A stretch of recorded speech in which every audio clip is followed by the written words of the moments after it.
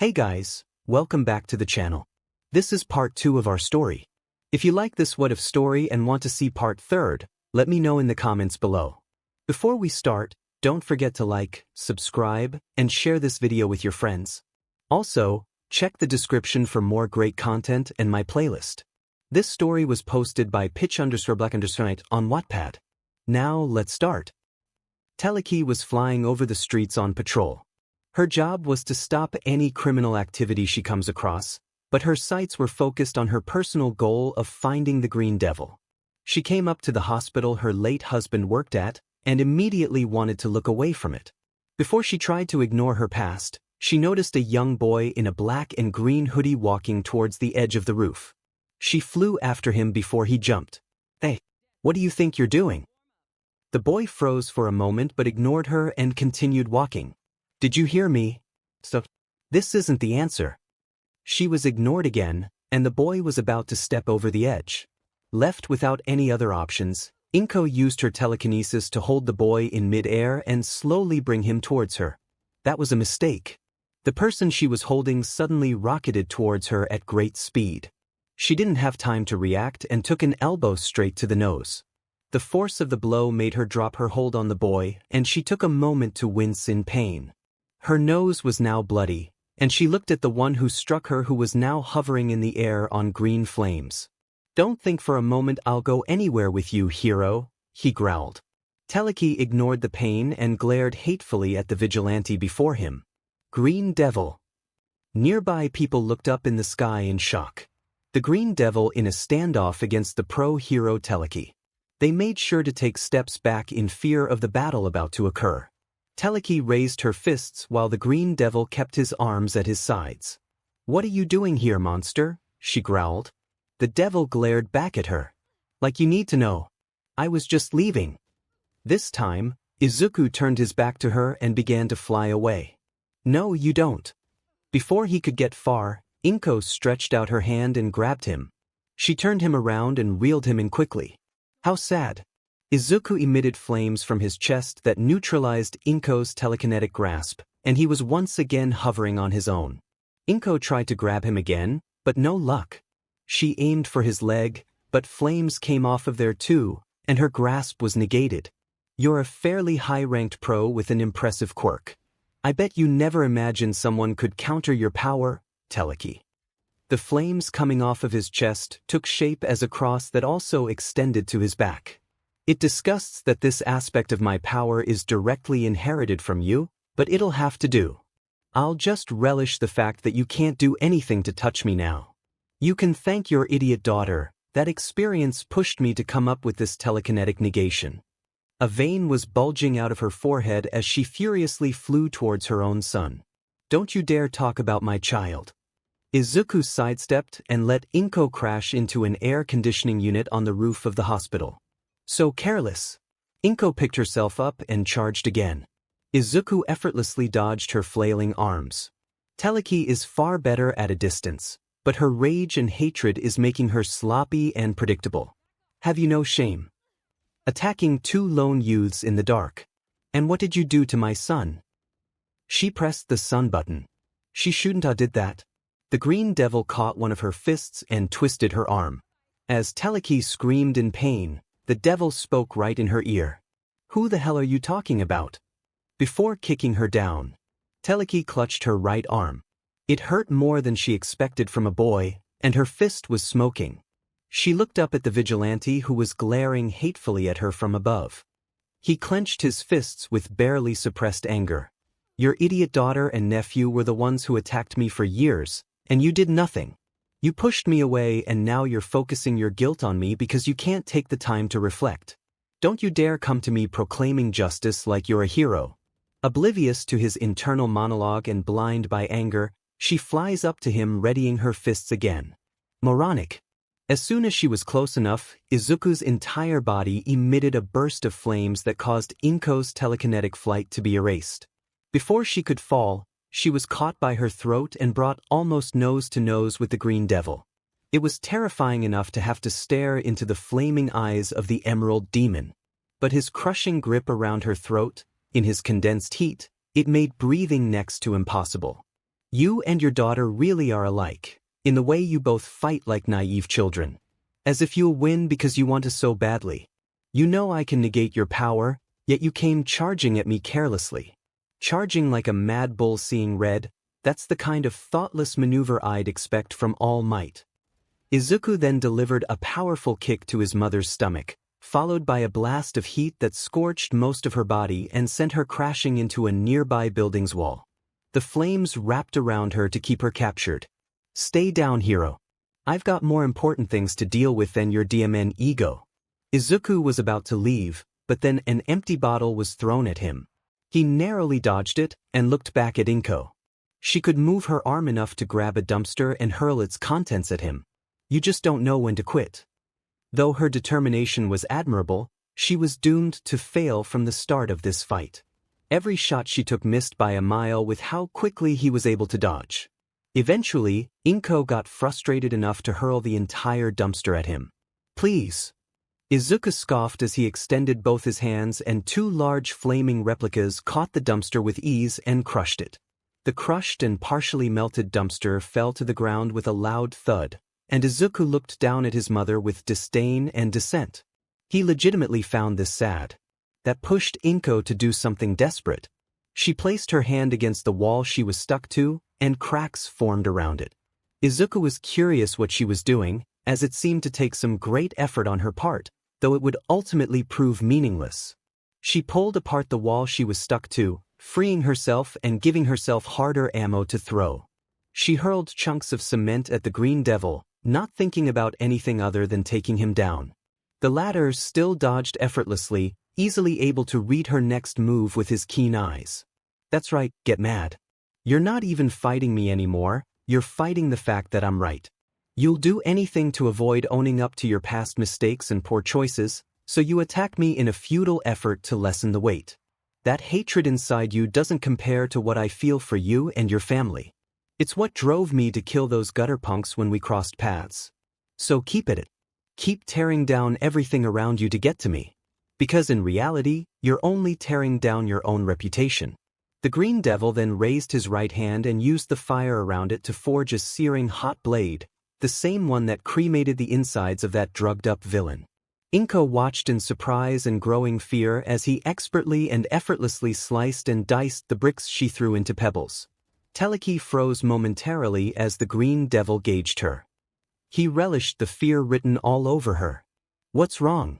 Why aren't you attacking? Lost your nerve after seeing I'm not the street punk you were expecting.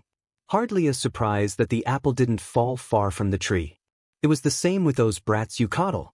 The second they saw I was in a different class, they cowered like gutless weaklings. So, what about you? Who will you cower behind, hero?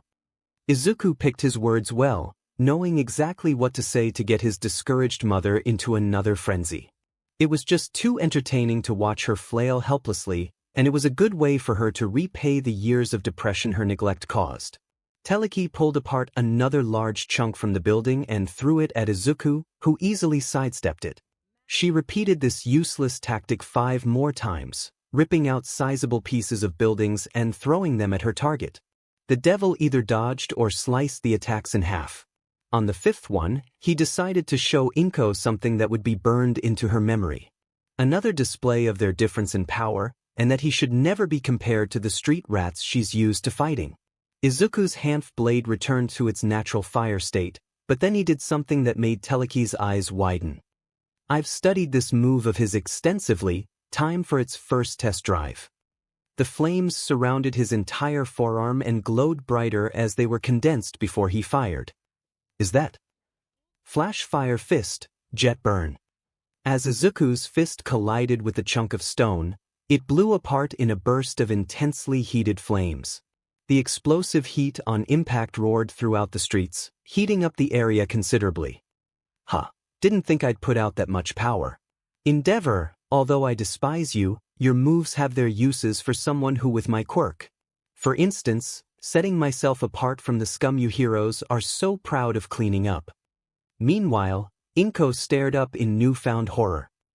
That's Flash Fire. Endeavor's strongest technique. How could he? How can some vigilante child use his techniques? She was finally starting to realize that Izuku was not to be taken lightly. Izuku could feel it. He sensed her bodily heat, and it was telling him all the emotions she felt. Fear, frustration, resentment. He raised his hand and flicked his fingers toward himself, making a "come at me" gesture. Without many options, Inko played along with this game. She picked up the tiny pebbles he had sliced and threw them at him. The Emerald Demon was still able to dodge, but she kept getting in close. She was getting desperate and it showed. "This is getting annoying." He emitted a flames from his entire body. When the pebbles came into contact with that, Inko's hold disappeared and they fell onto the porch of the hospital. Meanwhile, Rei was fighting with her nurse to go outside. This was supposed to be the day Rei introduced her nurse to Zu. She knew better than anyone he was deeply wounded and wanted to help. If he was open, some 2-on-1 therapy would have been nice. Unfortunately, she picked the evening that the Green Devil and Teleki had their fight, if you could call it that, outside the hospital. "Please, it's dangerous out there," the nurse begged as she held back the ice woman from running outside. "I have to make sure Zu is okay. He's waiting for me." Rei pulled her arm free and ran out the hospital doors. She called out for the first person she's felt a deep connection to in years. Her voice was heard by the Emerald Demon in the sky. She looked around for any sign of the green-haired boy, but couldn't find him. Unfortunately, she was at the wrong place at the wrong time. One of the falling fragments of brick landed on her head. The sudden sharp pain knocked her off her feet. She clutched her damaged head in pain. Izuku was frozen in the air as he saw the woman he had come to see as a maternal figure in his life suffer an injury. However, Teleki was so focused on the Green Devil that all she cared about was that he stopped moving. She flew back to him and delivered a powerful right hook to his cheek, but he didn't budge an inch. Now he was entirely focused on the poor ice woman on the ground beneath them. Rei moved her hands and a stream of BLD ran down her head. Izuku's heart suddenly went ice cold. She was hurt. His mother figure was hurt. The one who had done so much for him in the last 2 weeks was hurt. Because when Inko saw her punch was ineffective, she pulled back and tried again, only for her hand to be caught again. "Rei is hurt, wounded. Endeavor put her here. And you picked a fight when I wasn't even doing anything just to sate your own ego. You didn't even bat an eye when she screamed. And yet..." Inko felt her knuckles start burning again, but so much worse this time. The very skin on her hand was melting off. She tried to pull away, but it was useless. The Green Devil's grip also increased, making her bones start to ache from the pressure. "Inko Yagi," he began in a low, petrifying growl. Teleki froze for a moment. "He knows my name. Who is this guy? Tell me something." Teleki suddenly screamed out in pure agony as her hand was engulfed in scorching green flames and crushed to the point her bones were fractured and BLD sprayed out. "How can you call yourself a hero with a straight face?" As he yelled that, a gargantuan pillar of fire erupted from him, and she was at the center of it. The powerlessness his presence gave her returned as her costume was incinerated from the sleeves and bottom of her legs. She didn't burn for long as the devil let go of her hand and roundhouse kicked her into the distance and quickly followed. "Scumbag hypocrite!" Izuku screamed as he pulled back his arm and shot forward a large fire fist that was bigger than Teleki's whole body. She screamed again as the impact and burning pain rattled her entirely. "You can't even call yourself a decent mother." Izuku pulled her to him and began pummeling her with flame-covered fists. He relentlessly beat the pro in the middle of the evening sky, covering her in burns and bruises. "You fail to protect the person closest to you, try to forget about your utter failure as a hero and wife, abandon me for being quirkless, don't give a SHT to notice how horrible your daughter is, and you take out your self-loathing on me without caring about how your actions affect others. Yet you have the audacity to call yourself a hero." Izuku finally ceased his barrage, only to pull back his arm for a proper send-off. One more up-close and personal look of his power that places him far above average villains. Far above her. Flash fire fist. This time without holding back. Jet burn. Green flames, almost white-hot, burst from the back of his hand and elbow to drive his fist forward. It connected with Inko's stomach in the blink of an eye. On impact, an unbearably hot beam of fire was released and engulfed her whole body. Inko screamed out as she was sent plummeting to the ground at high speed. "We're not done." The devil flew after her. He landed on the roof of the building she was on course for, and prepared a gentle landing for her. By raising his knee, Inko collided with his knee, her spine bending in an unnatural way due to the powerful impact. His knee was practically lodged in her backside. Horrific cracking noises rang through both of their ears and rendered them deaf to her pained, breathless whimpers. Izuku heartlessly kicked Inko off of him and onto the floor of an alley with 4 familiar black marks on the floor. Just when Inko thought she could breathe, another heavy blow landed on her back again. She puked blood from the sheer pain. The green devil planted his foot on her and began burning her alive. "As if it's not bad enough you ignored me, you hurt someone who has nothing to do with. Someone who's special to me. In just 2 weeks, she's been more of a mother to me than you have in years." Izuku's bitter thoughts caused his flames to burn even hotter. Black smoke rose from the broken pro's back who was fighting to stay conscious. She had a feeling that if she closed her eyes, they would never open. Boop, boop. That's the sound of the police. 2 police cars had shown up with 4 officers stepping out with guns trained on the devil. "Police. Freeze. We've got you." Izuku didn't even look back at them before putting his hand behind him and firing off a huge wave of flames that consumed 3 officers and both cars. Their vehicles exploded in bright orange flames, with only 1 officer rolling out of the way in time but still sustaining injuries. "Stay down before you become kindling for my fire. That goes double for you," he uttered with no remorse in his voice. Izuku looked ahead of him, remembering this was the same alley where Bakugo and Yagi tried to fight him. And now it could be his mother's final resting place. But the last word to leave her lips was something he couldn't ignore. She said before finally going still. For whatever reason, Izuku's burning hatred weakened. He despised the disgrace under his boot, he truly did. But something in him told him, don't do this. Could it have been pity? Remorse? No, certainly not. Whatever it was something foreign. Unfamiliar. But he decided to listen to it and lifted his foot off the woman and put out his fire. Teleki's back was a horrific testament to the merciless beating she took. Her flesh was melted so badly her muscles and tendons were visible, as was her spinal cord. Izuku looked down at his so-called mother. And felt nothing. No pity or regret or anger. What kind of sick joke were you pulling here, huh? I only get your attention when I don't want it. Look at you now, hero. You know something. I used to look up to you. Can't imagine why. And up until a few weeks ago, I was afraid of you. Afraid you'd find me. And now that you have, I actually feel insulted by myself. You're not even pathetic, you're just nothing. Izuku walked to stand right next to her head. You brought this on yourself. When you charge at me with your self-righteousness, what did you expect to happen? You didn't even have moral high ground. Did you learn nothing from your daughter's mistakes? Oh, what am I saying? Of course not. Because you're a failure of a mother and a shitty excuse for a hero. Izuku then bent down and whispered into Inko's ear. I didn't kill those people, you did. Those gutter punks, those officers, all dead because you pushed me. Their blood is on your hands. How does that feel, hero? After finally saying all that he needed to say, Izuku stood up and walked out of the alley, feeling greatly refreshed. He saw a police officer still alive, but clearly injured as he was on the ground and crawling to where his gun had been blown away. Izuku covered his face in his flames again and walked to the officer. Just as he placed his hand on his gun, the Emerald Demon placed his foot on his hand. The cop winced in pain. Evening, officer, he greeted coldly. Why you? How could you do this? IT thought you changed. You can't do this. His desperate words held no weight to someone pushed over the edge. You could say I had a change of heart, and you can thank the pro in that alley. I suggest you call an ambulance, she's knocking on death's door. If she dies here, All Might would be so sad, wouldn't he?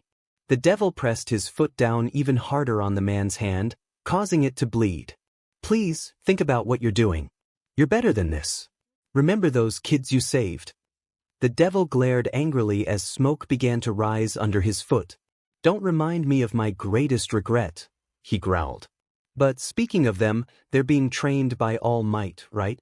Excellent. Then Teleki will make the perfect motivational gift for them." The police officer stared in shock at the flaming green orbs that held no warmth. "Tell me, Green Devil, are you really a child or a monster?" Izuku's face became vacant for a moment. "I am what this imbalanced world molded me to be." The heat on the officer's hand continued to rise, frightening the officer. His gun was also feeling the heat. No Y dash. Bang. Izuku lifted his foot to survey the damage, a red substance dripping from the bottom of his foot. Where the gun once was a pile of ashes. Where the officer's hand once was a pool of blood and bone sticking out the end of his forearm. Izuku turned away and hovered in the air before blasting off. "Tell Tsukachi and the big man I said hello." As Izuku flew off into the night, the events had begun to sink in. He nearly murdered a pro and killed 3 police officers and severely wounded one. He would certainly have All Might and the entire hero society against him. And the public certainly wouldn't agree with him now killing police. Let's not forget about the villains who might come to see him as more trouble than he's worth.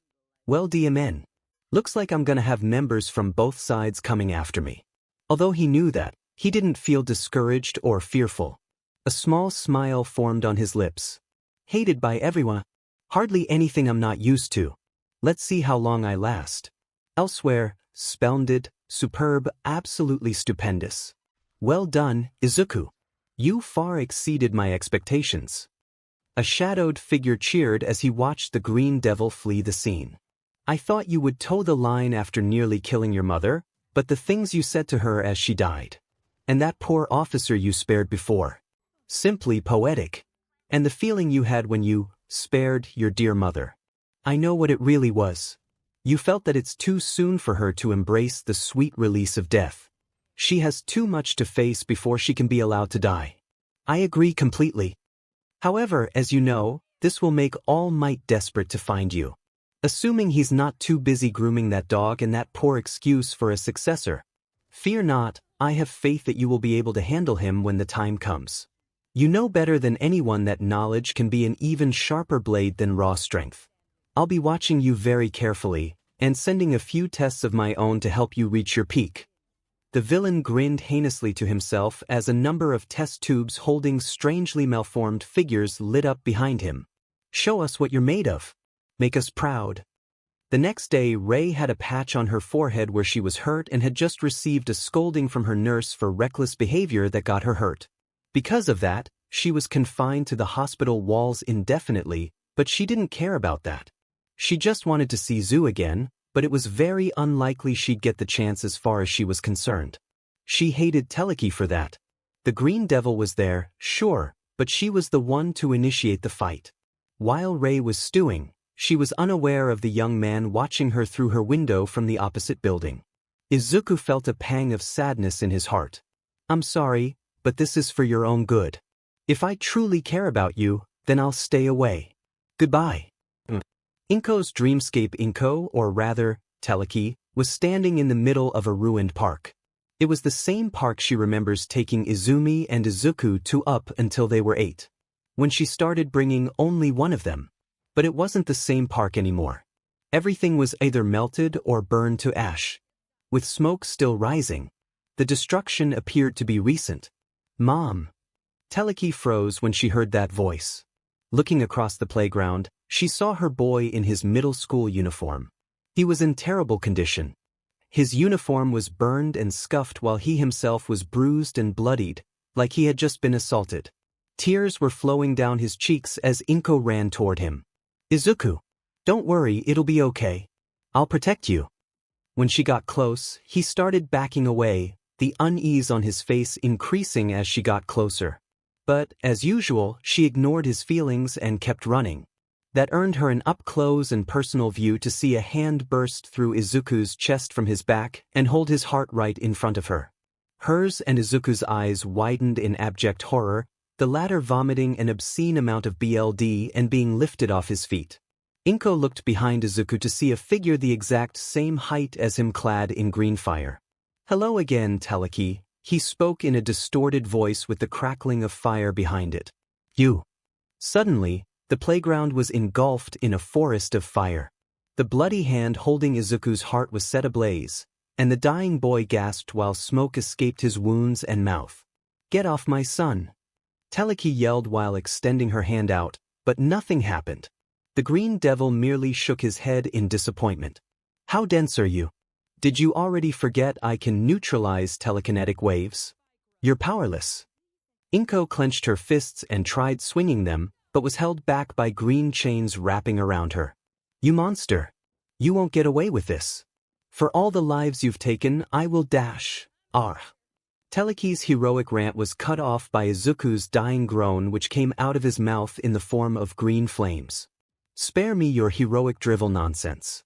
Without power, you're not even worth looking at. Don't you agree?" At that simple question, Inko froze. She looked behind the Emerald Demon and saw a truly horrifying sight. Yes, they made good entertainment, but they broke far too easily. Behind them all was Katsuki and Izumi lying dead on the ground, and Izuku would be joining them soon. Inko felt her stomach flip and her heart fall. She couldn't pull her eyes away from the bloody, lifeless bodies that were her pride and joy. Even Katsuki, who, despite being a nephew to her, was close enough to be considered part of the family. Inko's attention was pulled to Izuku, who was unrecognizable at this point. His uniform was entirely burnt away, layers of skin had burnt away and peeled off, his eyes were melted right out of his skull, his muscles, bones and tendons were on display, and his heart was being held in near white-hot heat. Worst of all was what came next. "Why didn't you save us?" Teleki looked confused, before the landscape shifted to a burning graveyard. They were right next to a hauntingly familiar tombstone. The tombstone of Hisashi Midoriya, loving husband and father, and the green devil was holding her only son right above it.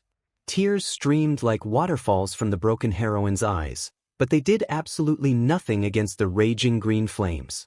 "You weren't there when we needed you. How disappointing." Those were Izuku's final words before the green devil crushed his heart and his body was reduced to ash on the grave. Teleki felt like dying herself, but no. The monster turned his back to her and walked away. "You're a monster," she uttered, "for turning my back on the weak, ruining futures. Who are you to judge?" Reality, Izuku. Inko thought while still wandering the hall between life and death. Her horrifically damaged body was under the careful, vigilant eyes of Central Hospital's top doctors and All Might himself. The inflated bag of muscles was holding his unconscious wife's hand, praying for her to get better and cursing the monster that did this. The doctors assured him that, despite being on the brink of death, she would recover. However, not the same as before. Teleki's back was a nightmare. Her agility will be greatly hindered moving forward. It's already a miracle she still has feeling below the waist. Meanwhile, in a reserved meeting room, "A road to healing," you said. "He may come quietly," you said. "A better life for him," you said. Endeavor slammed his palm on the table as he chastised Tsukachi with his own naive words. The detective who called the meeting groaned into his hands, not having the energy to deal with number 2's tirade. The meeting room was reserved for police and heroes with a single goal: capture the Green Devil of Mizudafu. They enlisted the help of heroes in the area such as Backdraft, Kamui Woods, Death Arms and Empty Lady, as well as more experienced higher-ups. From the top 20, Ingenium, and from the 10, Mirko, Hawks, Endeavor, Best Jeanist and the best of the best himself, All Might, who was late to the meeting because he went straight to his wife's room. Their orders were simple: patrol the streets the devil is most often sighted at or has been seen, and arrest him on sight. This meeting is about how to go about it. One of us tries to bring in that menace calmly, and what does he do? Hospitalizes Teleki. Endeavor yelled. With all due respect, Endeavor, that's why we're here. To discuss strategy about dealing with this guy. Endeavor scoffed and stormed off towards the exit. Strategy for what? Some brat on a power trip. I'll leave you with some of my sidekicks, they should do. Tsukachi pinched the bridge of his nose as the flame hero left. Now that's what I call a team player. MT Lady remarked. He lasted longer than I was expecting. Hawk said. How about we get this started before I bounce too? Mirko said while tapping her foot up and down and looking agitated. Tsukachi sighed. Well, Endeavor and All Might are capable enough. All right, here's our target. Mori. A man with green skin and 2 short antennae on his forehead stepped up. This man's quirk was memory. She can look into the memory of a person and convert it into viewable media for others to see. It needs to be transferred to a device to be seen by others, and whether or not he can see anything is dependent on how much the mind he's looking into resists. On the screen at the end of the room was a short figure with his face and chest obstructed by green fire. This rug-rat. Death Arms growled. He had a little vendetta against the vigilante for rescuing those 2 kids when he was waiting for an opening to do it himself.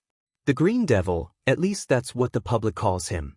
From what we've gathered, he's killed 5 villains and 3 officers, brutally injured Teleki, and leaves behind a trail of half-dead criminals in his wake. He's a child, likely 12 or 13 with a green fire quirk not in our database. Many at the table seem to be caught off guard. He's seriously that young. Isn't this a little extreme? Maybe it's just a delinquency phase. Tsukachi shook his head. You think he's someone to take lightly? Tell that to Teleki in the emergency room. The projector showed a list of the Green Devil's known abilities. His flames burn chillingly cold, invoking fear and unease in his opponents to throw them off. He can also turn up the temperature to a degree that can cremate people in an instant. He's shown flight capabilities, pyrokinesis, as well as next-level compatibilities and adaptation. He learns from each battle and uses that experience to improve himself. In an alley he fought 2 kids, one of them with a telekinetic quirk. A few weeks later he develops a technique that renders him invincible to telekinetic waves, which is how he defeated Teleki. He was nearly killed by a villain with a blade quirk, and short after that he develops a more devastating blade of his own. Sharp and hot enough to cut through anything. The heroes were starting to take this seriously. His ability to learn and adapt may be his most dangerous weapon. We need to bring him in as soon as possible. That's why you're all here. Win or lose, as long as he's still alive out there, he'll continue to learn and grow. And the more time that passes, the more violent he seems to get. The worst-case scenario we're trying to avoid is if he kills anyone in his way and has the strength to stand up to even our champions. Best Genist spoke up. To that end, you must have come up with a plan for us in case we run into this powerful child. Tsukachi nodded. You will all be patrolling in teams of 2. We're creating conditions to give the devil extremely low chances of victory or escaping. Death Arms put his hand on the table. Hold up, all of us, plus police and other heroes patrolling the streets is already enough. Now team-ups. This is a kid we're talking about. Tsukachi nodded to Mori, who turned the projection to a video format. It was from the people in the alley the Green Devil cremated a villain, and from Teleki herself. The video was a brief, but enough to burn away any doubts the heroes had about this pint-sized threat. When backed against the wall, the Emerald Demon revealed his ruthless tenacity and will to survive. When provoked by Teleki, though it's unclear how, he burns hot enough to wipe away several pros. Most surprising, he was able to perfectly mimic Endeavor's flash fire fist. A child was able to do what a grown man had dedicated years of his life to string. It's actually a good thing Endeavor walked, otherwise he might have been so angry the room would be reduced to ash. Inferiority complex having egotist. That is what we are fighting. The reason we're all here today. All Might said as he finally joined the meeting. They all knew he was serious since he wasn't smiling. Hey, something's been nagging at me, Hawks said while raising his hand. So this kid has a super powerful quirk that, for all we know, can do anything. How is it we don't have it in our database? Good question, Hawks. Tsukachi said. He could just simply be a late bloomer. It's also possible that he and his ability were kept hidden by someone else. Someone able to hide a super powerful kid from the world for 13 years. Who's good enough at hiding to pull that off? Tsukachi turned the topic back to their mission. As I said, we're creating conditions so that the devil is disadvantaged. You'll all be patrolling in teams. Ingenium and Best Genist, a capture specialist and a speedster make a good combination. He Lady and Death Arms relying on their outrageous physical strength, Kamui Woods and Backdraft widespread capture range and the power to cool flames. Endeavor and Mirko bounced on her own since she didn't want to be stuck with sidekicks. All Might and Hawk's unmatched speed and power. Looks like it's you and me, huh, big guy. Hawk's carefree demeanor put the smile back on All Might's face, even if it was smaller than his usual one. I'm glad to have you by my side, wing hero. Tsukachi clapped his hands together. All right, you've all been assigned your teams. Remember, if you encounter the devil, be quick and decisive. No dragging the fight out or dropping your guard. He has a knack for adapting. Understood. Kamui said next to Backdraft. That demon's going straight to hell. Death Arms proclaimed while punching his fist into his palm. A kid demon. MT Lady pointed out to him. After the meeting, most of the heroes left to begin patrolling in their designated areas. Meanwhile, Tsukachi and All Might stayed behind and talked. So, how are the kids taking this? Toshinori bristled at the question. This hasn't done anything to deter Katsuki's determination. In fact, he's putting even more effort into training. Izumi is too, but she and her mother share the same quirk, and you saw what happened. Yeah. And the other one? Toshinori looked confused for a moment, before remembering. Yes, Melissa is actually more motivated to come to Japan with her support expertise. She's eager to outfit Katsuki and Izumi with her own impressive inventions. Tsukachi nodded without looking at the symbol of peace. Right? David Shield's daughter. History repeats itself. All Might debuted in America with David Shield as his go-to for equipment and costumes. Now he's picturing Izumi and Melissa as the next generation of that fond memory. So then, it seems he's made his decision about his successor. But there was something Tsukachi was disturbed by. He didn't mention his missing son, but his quirkless niece who will move in next year. Toshinori, don't tell me. Their conversation was cut short by Hawks re-entering the room with that carefree smile of his. Ready to do this, number one. All Might's smile returned. Don't start without me, Hawks. Tsukachi saw them go off. Even if you can't find the devil, gather any and all intel you can. Hawks threw a wave over his shoulder. You got it, boss man. The door closed. Seconds later, we've got a problem, boss man. Tsukachi nearly jumped out of his skin. Damn it, Hawks. Our next case could be my death if you keep that up. And what problem? You haven't even left the building yet. Hawks looked out the window to the city. I think you know what I'm talking about. The big guy. Tsukachi sighed. Look, I've got nothing but respect for All Might, but in his current state of mind, he could be more trouble than help in this. I mean, he wasn't even smiling when he walked in. Most of the general public can't imagine what that looks like. Tsukachi put some coffee on the pot while listening to the young pro.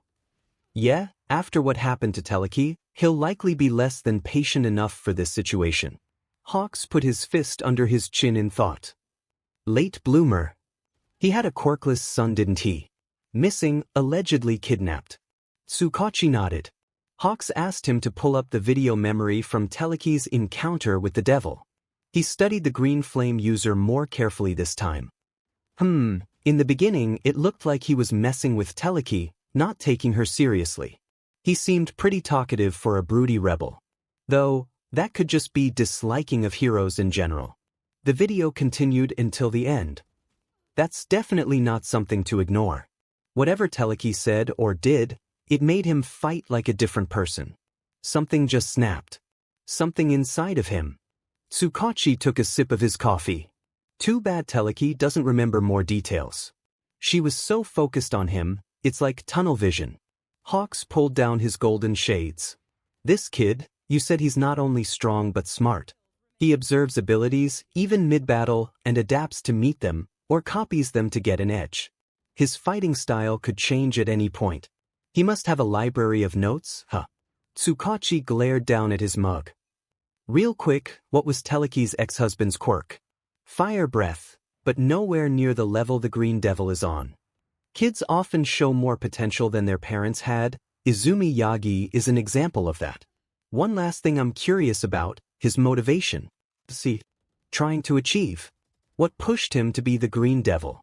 Tsukachi put down his mug. Don't tell All Might. He beckoned for the wing hero to follow him. He gave Hawks a file that was, until now, privy to his eyes only. Izuku Yagi, born quirkless. Missing within the same week the Green Devil appears. Parental quirks, fire type and telekinesis. Hawks speed read through the file. It was speculation with strong evidence to support it. He closed it and looked at Tsukachi with an uncharacteristically serious expression.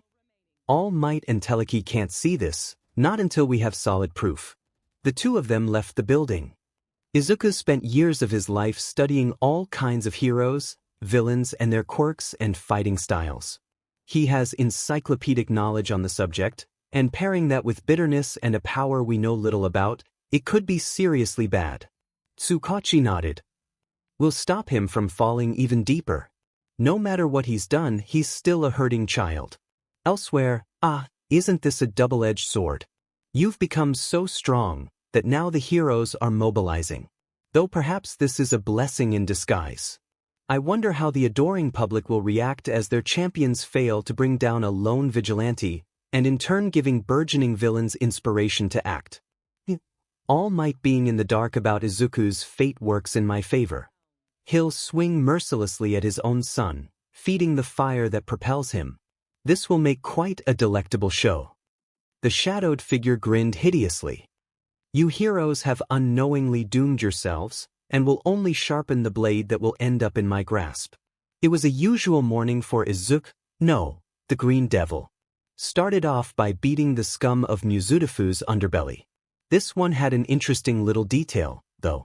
He found a clipboard with a list of orders for. All for one. Who's that? A boss villain, no doubt. He would make sure not to forget that name. After walking out of the shipping harbor warehouse, semi-covered in BLD, a tree branch seemingly attacked him. Villain. Kamui Woods appeared, wrapping his branch arm around the young vigilante. Izuku was about to burn through, but was stopped by a heavy blast of water knocking him off his feet. Your reign of terror is over. Backdraft yelled, having an infinite supply of water to counter the boy. The devil stood back up, steam erupting off of him. He growled in annoyance. Kamui Woods and Backdraft the Arbor hero stretched his arm to wrap around Izuku's torso and other arm. Enough is enough, boy. Stand down. Kamui said while the Hydro hero aimed his super soakers at the captured menace. You can't beat two heroes. Give it up. Izuku analyzed the situation at hand. Kamui Woods has wide-range capture moves, but Wood is a terrible match for fire. That's why Backdraft is here, to keep me from burning him. Not a bad matchup. Suddenly, flames emitted from Izuku's feet. But unwise nonetheless. He blasted off the ground with the speed and force they would have expected from Endeavor or Mirko. Kamui had the foresight to dig his feet into the concrete. He kept his hold while Backdraft got to work, cooling the jets lit under his feet. An incredibly large wave of steam erupted. However, he's not losing any strength. The water should be extinguishing his heat. Kamui thought. Eventually, the steam wave was gone but the flames were still there. He's such to cold flames that only go out when he chooses. Over his shoulder, he gave the heroes a glare of dismissal. Suddenly, his flames picked up in strength, and he pulled away from Kamui even harder. No, you don't. The Arbor resorted to both arms, and pulled the green flame user back to him. That was a mistake. The bone-chilling flames were poured directly onto him, making his hold begin to loosen. Damn it. Izuku looked at the ground where Backdraft pointed his super soakers to the ground and used a heavy blast of water to propel himself up to the Green Devil's height. He readied his quirk to unleash a tsunami wave on the boy. You idiot. Erg. Kamui Woods yelled in pain before Backdraft could attack. Both looked down to see a wave of green fire engulf the Arbor hero, burning his upper half. It didn't come from the devil's feet, it was a new fire that came from the ground where he blasted off of. They ignored the lingering fire on the pavement, and focused on him so much they were open to anything. The Arbor hero fell to the ground, charred and beaten. Backdraft cried out. The green devil burned his way out of the wood coiled around him. He controlled it enough that 𝐒𝐲𝐸𝐸wood's arms became completely black and fell to pieces. "Wait, you monster!" Backdraft yelled with shaky legs and voice. He was clearly afraid. The green devil calmly hovered down. "Don't worry, they'll grow back." Backdraft held out his arms and blasted the Emerald Demon, who crossed his arms to block and engulfed himself in fire. The biggest wave of steam yet took form around them. "I'm tired of this," Izuku thought as he slowly began walking towards the Hydro hero. Backdraft was horrified by what he was seeing. He was giving it his all to quell this heat, yet the green Inferno continued getting closer to him. This can't be. Through the violent hissing of evaporating water, Izuku was close enough that his opponent could hear him. "Your water could be enough to put out Endeavor's fire, but my flames are much more resilient than his. Next time, try using ice." That was the last thing Backdraft heard before a flaming fist struck his stomach and blew him back a few meters. Empty Lady and Death Arms the Green Devil was hovering in the dim alleys of Mizudafu near a station. It was midday and he hadn't encountered much. Normally at this time, he would be in his civilian alter ego, 𝐻𝐸, but he wasn't quite ready to wear that mask. He needed to clear his mind before wearing the mask that reminded him of the girls he met who were kind to him. Including Rei, who got hurt because she was looking for him. "Need a hanky." Izuku's head jerked to the side where he saw the pro-hero, Death Arms, standing on the balcony of an apartment. He stood with a cocky smirk and fists pulled back. In an instant, Izuku put some distance between them, heading straight to the alley's exit. Weird place for him to patrol. It was the same with Backdraft and 𝐒𝐲𝐸𝐸woods. These heroes. When he saw the light at the end of the tunnel, it was obstructed by a creamy and purple suit hugging a voluptuous figure. "DMN. Of course you're here." The Green Devil didn't even bother to change direction, letting the Titanic heroine push him to the ground and hold him down under her giant palm. "Sorry, kiddo, but your joyride's over," she said. The impact didn't hurt Izuku in the slightest. He wrapped himself in dense cold fire that cushioned the blow, and was now standing up to push Lady off of him. He slipped through her fingers and was met with a fist to his gut. "You got here quick," he thought as he went flying, feeling no pain or danger whatsoever. Death Arms pinned the Green Devil to the ground and began punching him into the pavement. The Green Flame user had his arms crossed to block the attacks.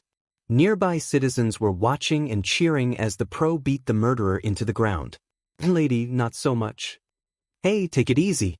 Are you trying to kill him?" Death Arms continued swinging until the pavement beneath them cracked. "He's tough enough to take it. Aren't you, you bastard?" Continued punching. Eventually, he got the arms out of the way and was relentlessly striking his stomach and chest. This continued for several minutes until the pro broke an actual sweat. "How'd you like that, punk?" Death Arms felt assured of himself. Even if the boy wasn't unconscious, he would be too damaged to even move. So you can imagine the shock when he stood up out of the rubble without so much as a stumble. He just casually picked himself up and wiped off the dirt. Death Arms and everyone around went slack-jawed at the Green Devil's lack of apparent injury. The muscular hero backed up slightly. The Green Devil spoke in a cold tone. "Not bad. You might have even bruised me." The now angered pro clenched his fists at his sides. "Why, you little dash?" He stopped when the devil suddenly appeared directly in front of him. He closed the gap in an instant with a hot fist ped back. Before Death Arms could register it, a searing hot punch struck his chin followed by a heat wave that propelled him sky high. "Juch!" The pro groaned as his mouth bled and his chin smoked. He was launched high enough that Empty Lady was able to catch him. On the ground, the people were looking at the scene in horror. The Green Devil completely shrugged off punches strong enough to break concrete and sent Death Arms flying with one punch.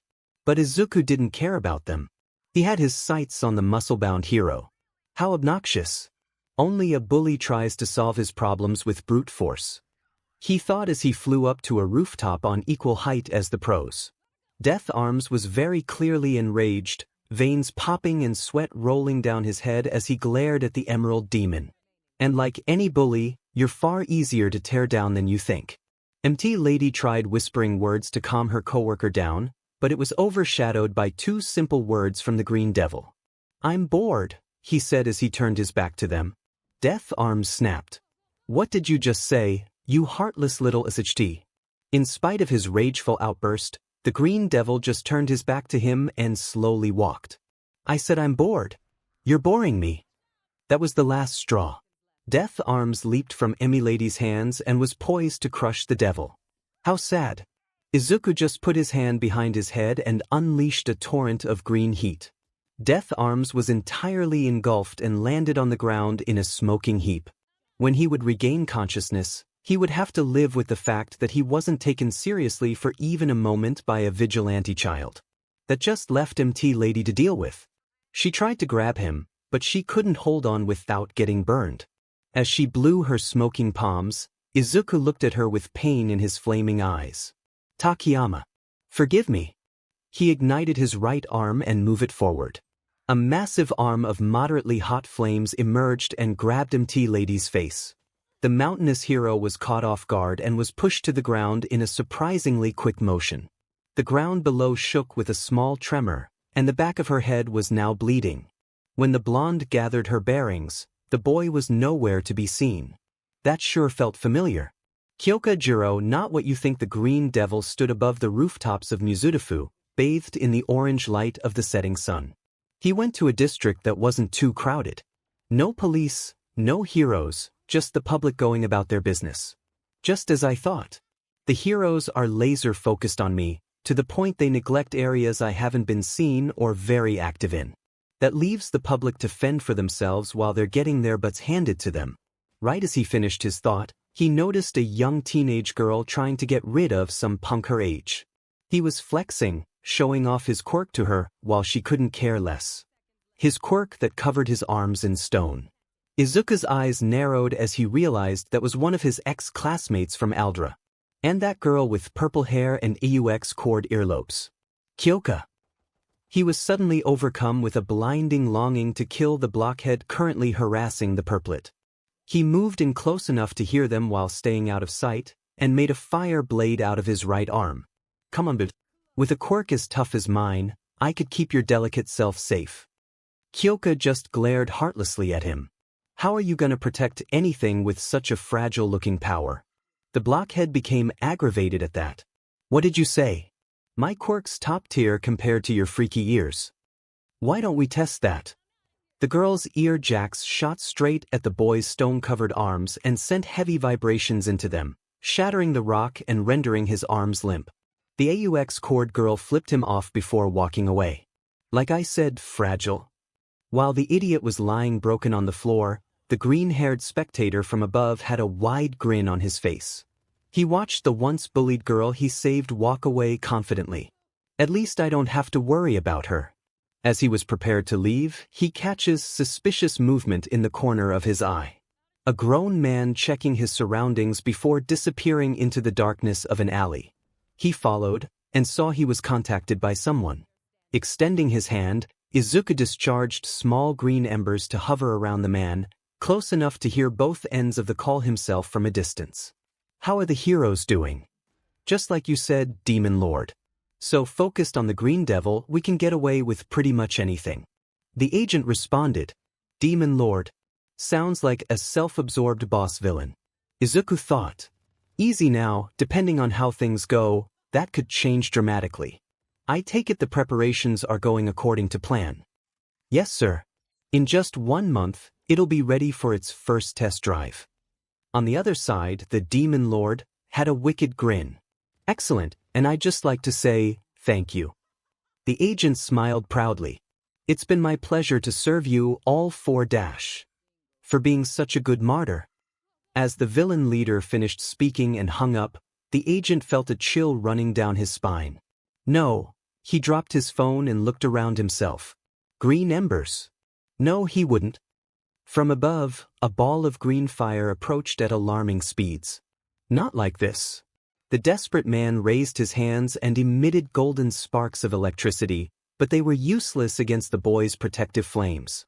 The force of the attack carried through the man's body, and he fell to the ground unconscious. The Green Devil picked up the man's phone and scrolled through the contacts. No incriminating contact IDs. Then he went to the call history and dialed the number. It was no longer in use. This villain covers his tracks, but he did leave one thing behind, his agent, which the police could interrogate. Izuku lit the alley in green flames, which someone would surely notice and call the police. As he fled the scene, something nagged at the boy. That was definitely all for one, the Demon Lord. If he can have a gang of criminals at his beck and call, he's definitely not someone to take lightly. Did he secure those drags that Blade villain used? And what's he plotting in a month?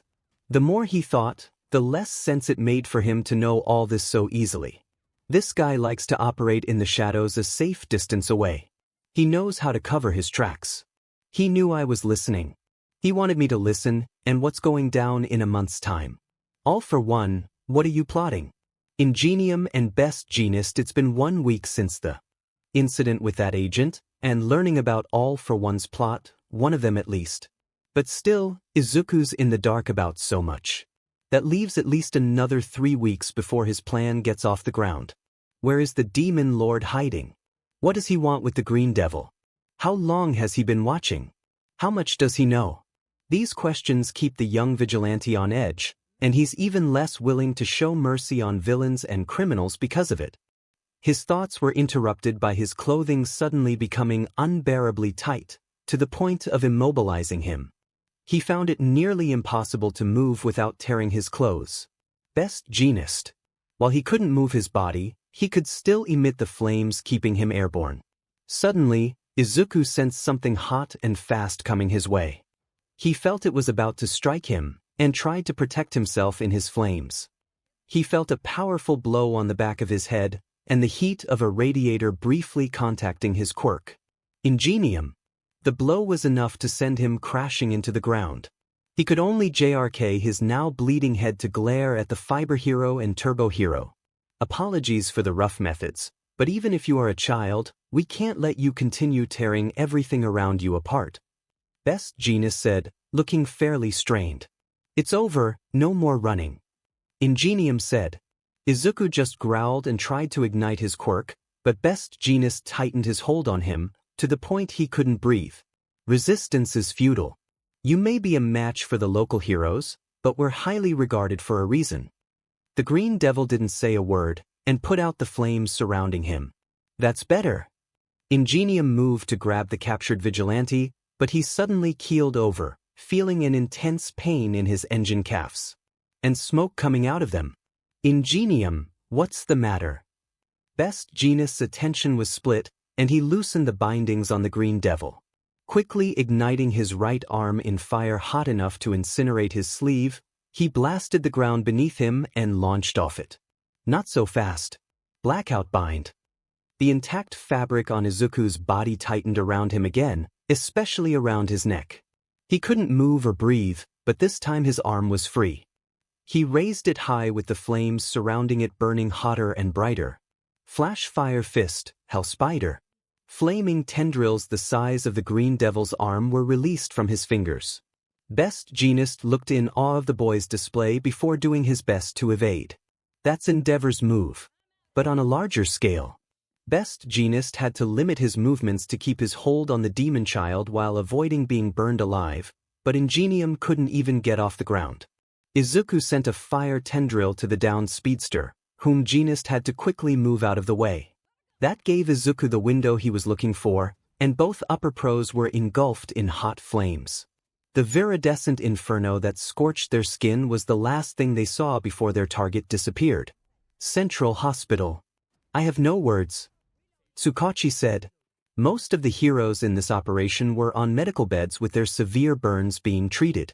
Best Jeanist, Ingenium, Death Arms, Backdraft, Kamui Woods and E-Lady whose hands and part of her face were burned and beaten by the demon child.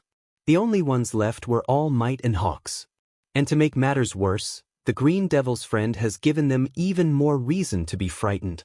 After looking through the man's memories, they saw brief flashes of a warehouse, test tubes, beakers, and green fire. They would have seen much more if the man weren't so adamant on not revealing anything. Even after betraying his pawns, All for One still commands such loyalty.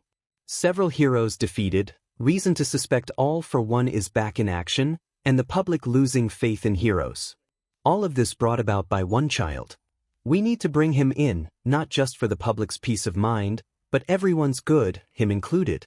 If that monster were to gain control of his quirk, I don't like our odds. Tsukachi said at his desk. Hawks was with him. He looked to be distant. All Might and I split up on patrol. We have communicators you can track and alert us if the other finds something. Tsukachi looked at the young pro, wondering where he was going with this. Cut us off. You can track us, but no alerts. I'll handle the Green Devil myself. Tsukachi looked at him as if he'd gone insane. What? How the hell are you going to do that? Against an opponent who can burn your feathers, fighting him alone plays in his favor. Hawks just rested his hands behind his head casually. Yeah, and he probably knows that too. I'd be screwed in a fight. This carefree attitude did not help ease Tsukachi. The kid's fast, has sharp eyes and reflexes, and after fighting all these heroes, he must have leveled up pretty considerably from the guy who almost killed Teleki. Before Tsukachi could genuinely ask if Hawks had gone suicidal, the wing hero looked at him seriously. But this is better than having All Might with me. In fact, that's the scenario I want to avoid. Tsukachi sighed. I think I'm starting to get where you're coming from. All Might may not be concerned with peaceful methods. Not very fitting for someone called the symbol of peace. Hawks finished for him. But that's one of the reasons I put you two together. You can rein him in if he loses himself to rage. Hawks smirked at the detective. Yeah, and as fun as it's been being the #1 hero's animal companion, I've got a better plan in mind. Well, an idea. Okay, a gamble. The kid is nowhere near All Might's level. Let's keep it that way. Hawks the Green Devil stood triumphantly in the middle of an almost empty 4-lane road. The only vehicle was a flaming car down the road with unconscious thugs next to it. Suddenly, he had to roll out of the way of incoming projectiles aimed at his place on the ground. Displaying his agility, he back-flipped into the air. He lowered his head, ducking an incoming red and yellow blur that landed on the ground. Hey yo! Hawks called from below him, 2 large feather blades in hand. The #3 hero. He ignited their surroundings in a ring of green fire. Hawks didn't feel the temperature rise. He can go from cold to hot as easily as flipping a SW. He must know I'm in a bad spot, and this is insurance. The wing hero looked up at the vigilante youth, flames alight in his hands. He pointed his blades at the boy, beckoning him to come at him. And the Green Devil did just that. He propelled himself toward the wing hero, ready to have fried chicken for dinner. He unleashed a strong wave of heat from his left hand, which Hawks dodged.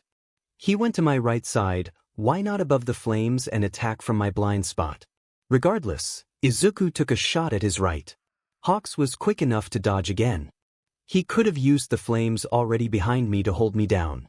The 2 young men were analyzing each other, and came to a conclusion. He's holding back, studying me. But here is where they differed. He must have heard from his friends how dangerous I am. So why bother with this when it'd be easier to just take me down? Izuku wondered. Meanwhile, Hawks was beside a roaring forest green blaze, ready to put his plan into action. Get ready for this. The Green Devil charged straight at him, bladed arm ready. And Hawks threw his feather blades into the fire. He also sent a large amount of feathers, reducing his wings to just under half the size of them full-grown. Izuku stopped in confusion. Hawks was already at a disadvantage, but now he's completely thrown the match. But, do you have a death wish? He simply asked. Hawks just chuckled carelessly. Nah, but I would if I was planning to fight you. The wing hero kicked his right foot over the left and put his hands behind his head. He couldn't look more laid back.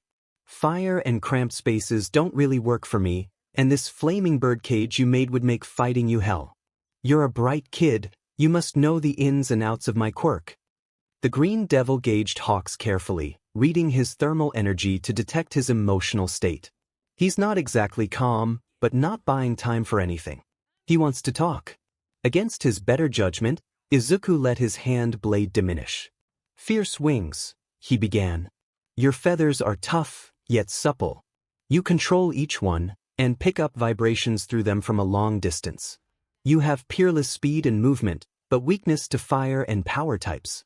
Categories I fall into. The wing hero clapped his hands. Top marks, kid. You're up next. He ignited his fist in a large ball of fire. I mean, don't you think it's fair? You know all the important stuff about my quirk, can I know a little about yours? The boy was silent and in a position to attack. Hawks sighed and pulled out his earpiece and chucked into the fire. No one's listening, I'm not expecting any backup, and I'm in no position or mood to fight you. Just a friendly chat. Izuku strained his senses to pick up even a hint of deceit from the young pro. Nothing. He was being completely honest. It frankly made Izuku almost want to talk. No matter how bitter and angry he may be, he still never had someone offer to talk quirks with him. Hawks knew he was making progress when the flames surrounding them became slightly weaker. Psycho flames, he began. That's what I call it. They're flames that react to my emotional state. When I'm angry, they burn with intensity. But when I'm calm. He held out his hand and blasted Hawks, who put up his arms to block, but felt no heat, despite being on fire. My flames are cold, and cause my enemies' anxiety and fear to spike dramatically. With focus, I can control the temp regardless of what I'm feeling. Hawks patted down his sleeves. It's cold, but I don't feel afraid. Cautious, yeah, but not trembling like those criminals he's fought. So does that mean he doesn't see me as an enemy? Neat, but there's a lot more to it than that, Like, how can you negate telekinesis? Izuku clenched his fist, and Hawks felt a small increase in the temperature. My quirk has a lot of facets, I'm still figuring it out myself. One of them is pyrokinesis. He demonstrated by throwing a ball of fire in the air and spinning it around. Whether it's my own fire or another's, I can control it with my mind, hence the term, psycho, in my power's name. Hawks had a quizzical look. He has telekinetic properties in his fire that must have clashed against teleki and caused the waves to cancel each other out. I also have sensory enhancements. Izuku broke him out of his thoughts. I can sense the heat of anything, give myself thermal vision and detect a person's emotional state by sensing their body temperature. Which is the only reason I've been talking to you this long. I can also see and hear through the fires I've lit, which I guess makes us alike. The boy was surprised to find himself growing closer to the bird. Holy CRP man. What can't you do? Izuku looked down at the ground, and his flames weakened slightly. Go back to who I was. Hawks' smile was wiped clean off. Here it comes, the vulnerability. It'll only get tougher from here. Yeah, you've done some pretty messed up SHT. You may be right, maybe you can't go back to your old life. The wing hero then took a step toward the vigilante. But who says you can't make something better? Izuku looked up at him in surprise, the fire in his hand snuffing out. I'm going off my gut here, but for a stone-cold murderer as the public are calling you, you've been a pretty calm guy to talk to. You didn't choose this path, you were pushed in a different direction. Am I right? The boy didn't answer. He didn't need to. The weakening fire covering his eyes was answer enough. Hawks took another step closer, and the boy stayed motionless. Why? He finally asked in a shaky voice. He sounded fragile, like he wanted to cry. Why are you going this far? You could just arrest me and be done with it. Hawks brushed a bang out of his forehead. Yeah, that would be easier. But easy and beneficial aren't the same thing. You may not be a huge fan of us, but heroes do more than just hand out punishments. The flames on Izuku's eyes were extinguished, and the hair over his forehead flopped down into messy, dark green curls. That hasn't been my experience. His voice was choked, strangled, trying to hold something back. Hawks took 3 more steps to the boy, ready to extend his hand. I knew it. Despite everything that you've done, you're just a kid who feels scared and alone. I'm sorry, but there's no getting around it. You still took lives, both good and bad. Atone for your sins. Once you do that. Hawks paused and extended a helping hand to the boy. I'm more than happy to help you build a better life. Izuku was speechless as he stared at the hand in front of him, and the man offering it. He was already dead set on walking the path of a ruthless vigilante, believing no one would help him. But looking back on it, was he really ready to live his life in BLD? It sounded better than going back to having his BLD be spilled, but he didn't dare entertain the notion of something better. A single tear fell down his cheek and onto the flames covering his mouth, which slowly began to fade away too. Hawks could make out freckles and a scar. Izuku let his hand rise up to meet Hawks's. This path of atonement, he'd surely have to face his past. His family and friends. Abusers and deserters. But if that's what it would take. Hey, how long have we been talking? Izuku suddenly asked, confusing Hawks. A couple minutes or so. The boy quickly clad himself in green flames again, hiding his face much to Hawks's dismay. And how long has there been a giant ring of fire in the middle of the street? Before Hawks could answer that, he launched sky-high by a cold pillar of flames. No, wait, the bird yelled as he was blown out of the fire ring. Once he was out, the flames grew taller and burned with intensity. Damn it. What the hell? I thought I was getting through to him. He knows I was sincere from start to finish, so why? What could make him? Please no. On the ground, the green devil had tears in his eyes, but they turned to steam in an instant. I'm sorry, but this is for your own good. You don't have enough feathers to play support. From my embers rising in the sky, I had a bird's eye view of the area. He's here. He dug his heel into the pavement, causing a volcanic eruption where he stood. The torn-up pieces of road were carried by his flames into a dense shield for the boy, but it only survived one hit with the red and blue blur that collided with it. Hawks could do nothing but watch helplessly from above as the scenario he wanted to avoid became reality. Another could only watch with glee, happy that All Might was always so punctual when delivering his brand of justice. That was such a touching moment. Takami, I think I feel a single tear forming. Sadly, Izuku needs to be volatile if he is to truly make something better of himself. The green devil slid back, his arms throbbing in pain as the cushioned force still managed to damage him. He glared at the hulking mass of justice in all his glory. At last we meet, his booming voice said as the dust settled. Green devil. All Might finished without any trace of a smile. The green devil glared back with hatred. All Might. And grief. Dead. The wrong way to put out a fire video above by Favel Might Tower. All Might's agency die. Bakugo yelled as he fired a barrage of large explosions at some training dummies.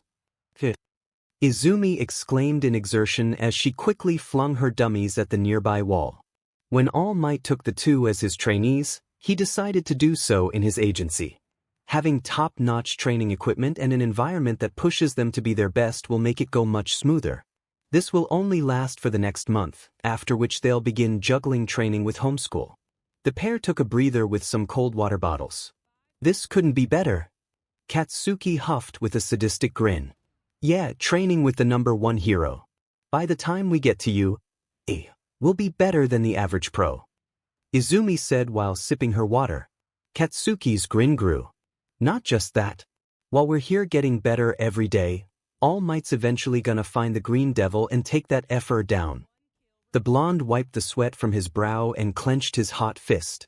I hope he doesn't die too easily, not before we've gotten a chance to pay him back. The green devil versus All Might, goddammit. This is exactly what I wanted to avoid. Hawks cursed in his head as he circled above the green inferno that stood as high as the buildings it was burning next to. All Might and the green devil. No, Izuku and his stepdad were facing off in an arena he couldn't hope to set foot in. Just when I was making some real headway. All I can do now is get civilians away from the danger zone. Easier said than done after losing so many feathers. Damn it, Izuku, you better make it out alive. While Hawks kept his eyes peeled for stragglers, he was listening to the confrontation between Devil and the symbol of peace through a feather he left in the arena. All Might had his fists at his sides while his young opponent was in his hunched battle stance. All Might was the first to speak. Put out your flames, let's talk. The boy didn't comply. Behind his fiery cover, he was seething. You come flying at me, attack without any assessment and expect me to have a chat with you. Get lost, he said. All Might wasn't going to accept that response. Easy now, this doesn't have to be a fight. The fire lit in the green devil burned brighter. The tar beneath him began to melt and bubble beneath his feet. You don't want to fight? Then get the hell away from me. He jumped into the air, his whole body covered in fire, and pulled his fist back and fired a flaming fist 10 times the size of his whole body. All Might didn't make a single move to block. The impact was felt beyond their hellish arena, and the heat it gave off washed over everything nearby. The cool evening atmosphere became scorching in an instant, and yet All Might wasn't even fazed. Trust me, son, you don't want this to get physical. All Might lunged at the Emerald Demon and grabbed his arm, but was stunned to see it break off in his grip, along with the rest of his body. All Might realized it wasn't the real him when 2 more human-shaped flames struck him simultaneously. His heat mirages. Inko mentioned these. That thought made him clench his fists. So where is the real deal? All Might didn't know it, but Izuku was watching him through the fire clones he effortlessly dispatched of. Watching his movements with laser focus, the way his muscles locked up, how quickly he could react, everything down to the last-minute detail. It wouldn't be extremely useful since All Might was far from fighting seriously, but it could at least help. Stop this, boy. I'm only here to help you. Suddenly, All Might felt himself being restrained by near white-hot tendrils. They burned hot enough to melt through solid concrete, but only leaving burn marks on All Might's costume. In an abridged version of Endeavor's Hell Spider, All Might was bound in a hell spiderweb from the walls of the green hell. He then heard the boy's voice screaming from behind. You've never given me reason to believe that. All Might was stunned by the volume and utter malice in his voice. As if responding to his outburst, their flaming arena rose above the buildings and spread, consuming all in its path. The real deal was coming straight at him, green fire tendrils in hand as if he was holding the strings of a puppet. He pulled All Might to himself, and readied a powerful kick to his temple. All Might barely felt it, but Demon did it feel good to Izuku. While All Might barely noticed the attacks, the surrounding area did. The intense heat that was only growing stronger and the impacts that caused the nearby windows to shatter. Hawks was on his own, doing everything he could to evacuate the citizens with his limited feathers. The green hell had taken the form of a cyclone, gathering heat and oxygen within its center, where All Might and Izuku were having their battle. They were spinning around in a storm of heat, a manifestation of the raging pain, sorrow and resentment swirling inside of Izuku, and All Might was at the center of that storm. He continued dealing powerful attacks that barely scathed the #1 hero. At first, All Might thought about just letting the boy vent and tire himself out, but he kept getting stronger, burning hotter. The more this would continue, the more the others down below would suffer. Then, as if it were like breaking an actual spiderweb, All Might broke out of his bindings and ped back his fist. Detroit! Reacting quickly, Izuku latched one more thread of Hell Spider on All Might and ignited jet-like flames on his feet. He quickly flipped their positions so All Might was aiming to punch the ground, and he was positioned to take a shot at his blind spot. Smosh! Prominence burn. Izuku emitted a concentrated, vaporizing beam of heat from the center of his body, directly at All Might.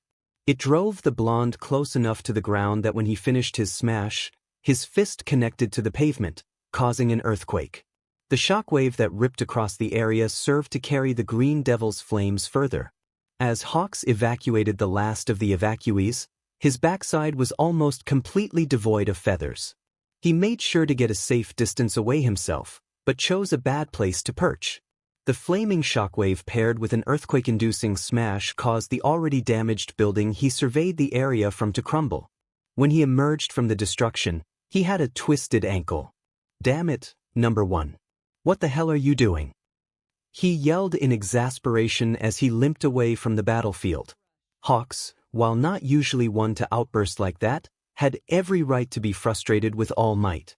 Not only did he permanently fracture any chance of getting Izuku to come peacefully, but he's engaging in a battle that will completely negate the progress he made with the boy. With the feathers that were about to be incinerated, he could hear everything. At this rate, he's gonna end up doing irreparable damage to his own son. Assuming he hasn't already. All Might picked himself off of the ground and shook his head. I wasn't expecting him to use Endeavor's strongest move. The top pro rubbed his smoking back. Or for that to hurt. Meanwhile, Izuku was in the air, high above his old man. The prominence burn was strong enough to propel him above the city, which was perfect for what he was about to do next. He dived straight down at his target, garnering the attention of the blonde. A frontal assault. Pretty brazen, kid. The grin on his face sent the devil to a whole new world of set-off. He grit his teeth and swallowed his pride. It makes me want to hurl using this, but as infuriating as it is, it's useful. He spread his hands open and emitted something that made All Might's jaw drop. Explosions. Green explosions. Green bursts of heat from his palms. Just like the smile on All Might's face was wiped clean off as he was reminded of what this demon child did to Izumi and Katsuki.